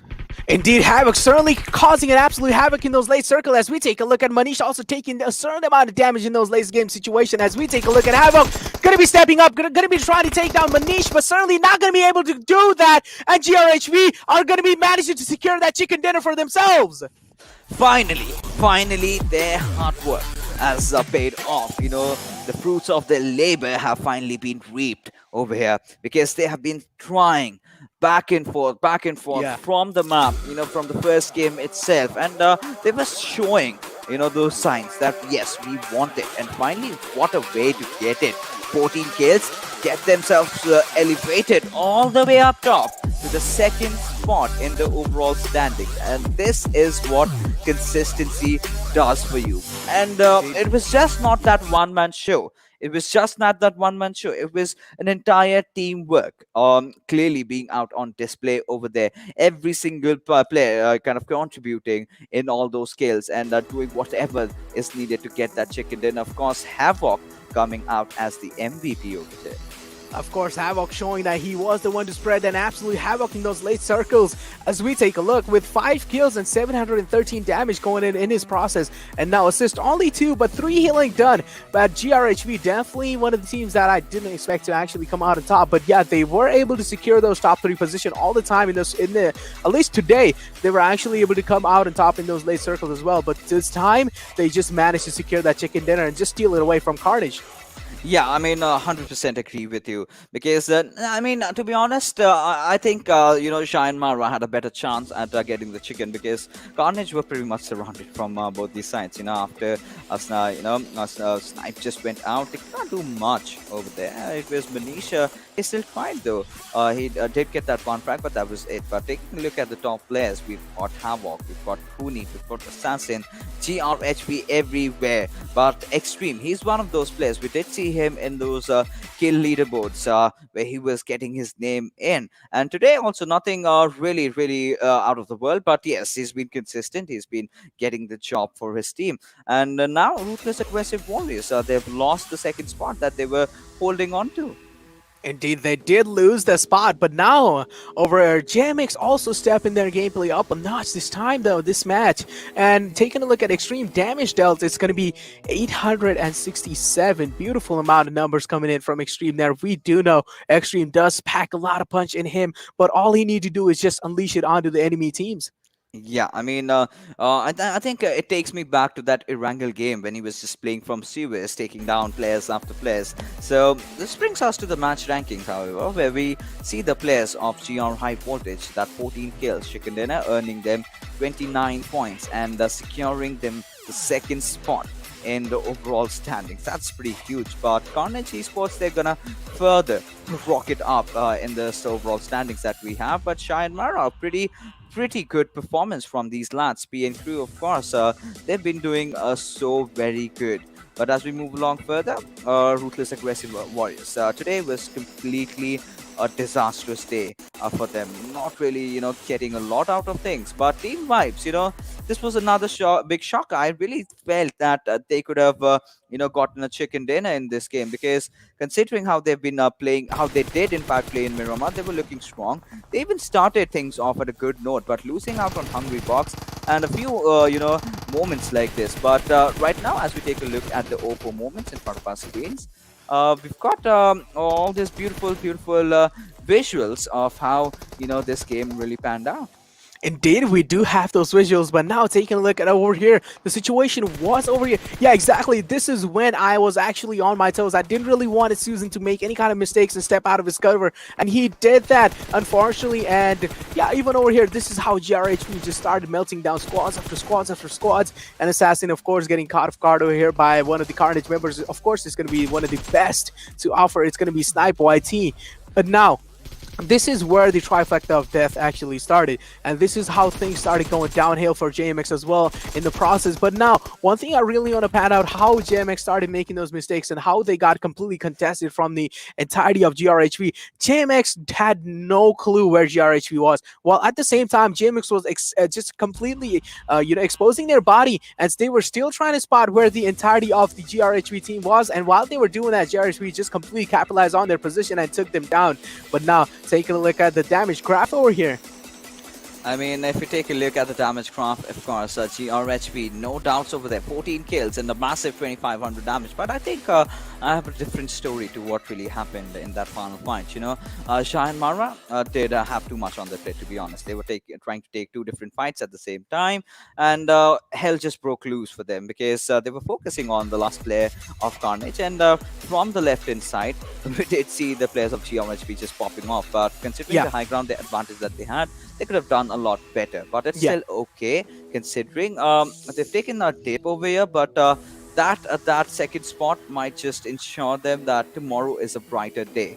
But now, with that being said, Carnage Esports, massive 204 points coming out for these lads. We're seeing different types of tales over here because in the Bangladesh region, we did see Blood Legion, having a lot more kills in comparison to their possession points. But today, for Carnage Esports, it's more regulated, it's more disciplined, it's more organized. 121 points shows how consistent this team has been throughout. But after that, from the second spot, it's wide open. And Team Vibes and Elementrix just dropping off. That hurts me, to be honest, to see them at this position. Indeed, it does hurt each and every single person that we are witnessing. The viewers are watching it. It is definitely going to be hurting each and every one. But I mean, overall, taking a look at how all these teams are playing on the bottom there, I still feel like Vibes have stepped up their gameplay a lot much. And the Elementrix, of course, dropping down a little bit. They weren't really able to show up in the previous game. Neither were they able to get any kind of frags on their side as well. And same goes with Vibes as well. They were trying their best fixes. They were trying their best, but certainly they weren't really able to secure any kind of those end game situations coming in their favor as well, because the zone also forcing them inside the circle, trying to make those forceful rotation inside as well, and also the squads that were contesting them while they were making the rotation made just things absolutely go on this other side for them. But now taking a look at the kill leader, of course, Snipe YT going to be on the top and Extreme going to be following it up. Manish also with 21, and then Ayush with 20. I mean, to be honest, it was kind of anticipated. Snipe YT, he's not gonna leave that top spot anytime soon. But talking about Team Hype, the conversation going along, I think it pretty much was evident as to what was the reason for their failure in the regional finals. I mean, they've been having the highest kills in the second half of the stage, of the page over there. 40 was the number. But if the viewers had their attention on towards their position points, that was completely absurd. That was not acceptable. And this is the problem with Team Hype. They're getting those kills. They've got those players who can take those kills, but their positioning, their rotation has been completely off the charts. I mean, I'm not really enjoying what they're putting on the table over here.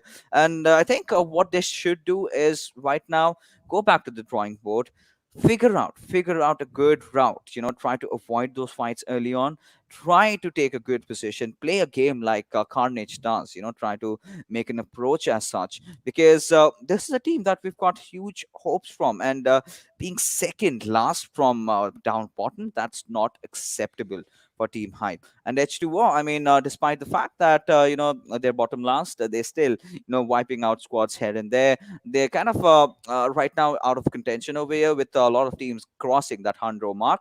But as we have finally done with all our matches today, things are still very much in a smoke screen, that who are the other two teams going to qualify. Because by the looks of it, I really love what Carnage have been doing. But as the show goes on, we will be finally taking your leave for tonight, because we will be coming back tomorrow at the same place, same time. So you don't forget to tune in tomorrow. Till then, take care, bye bye, and happy fragging.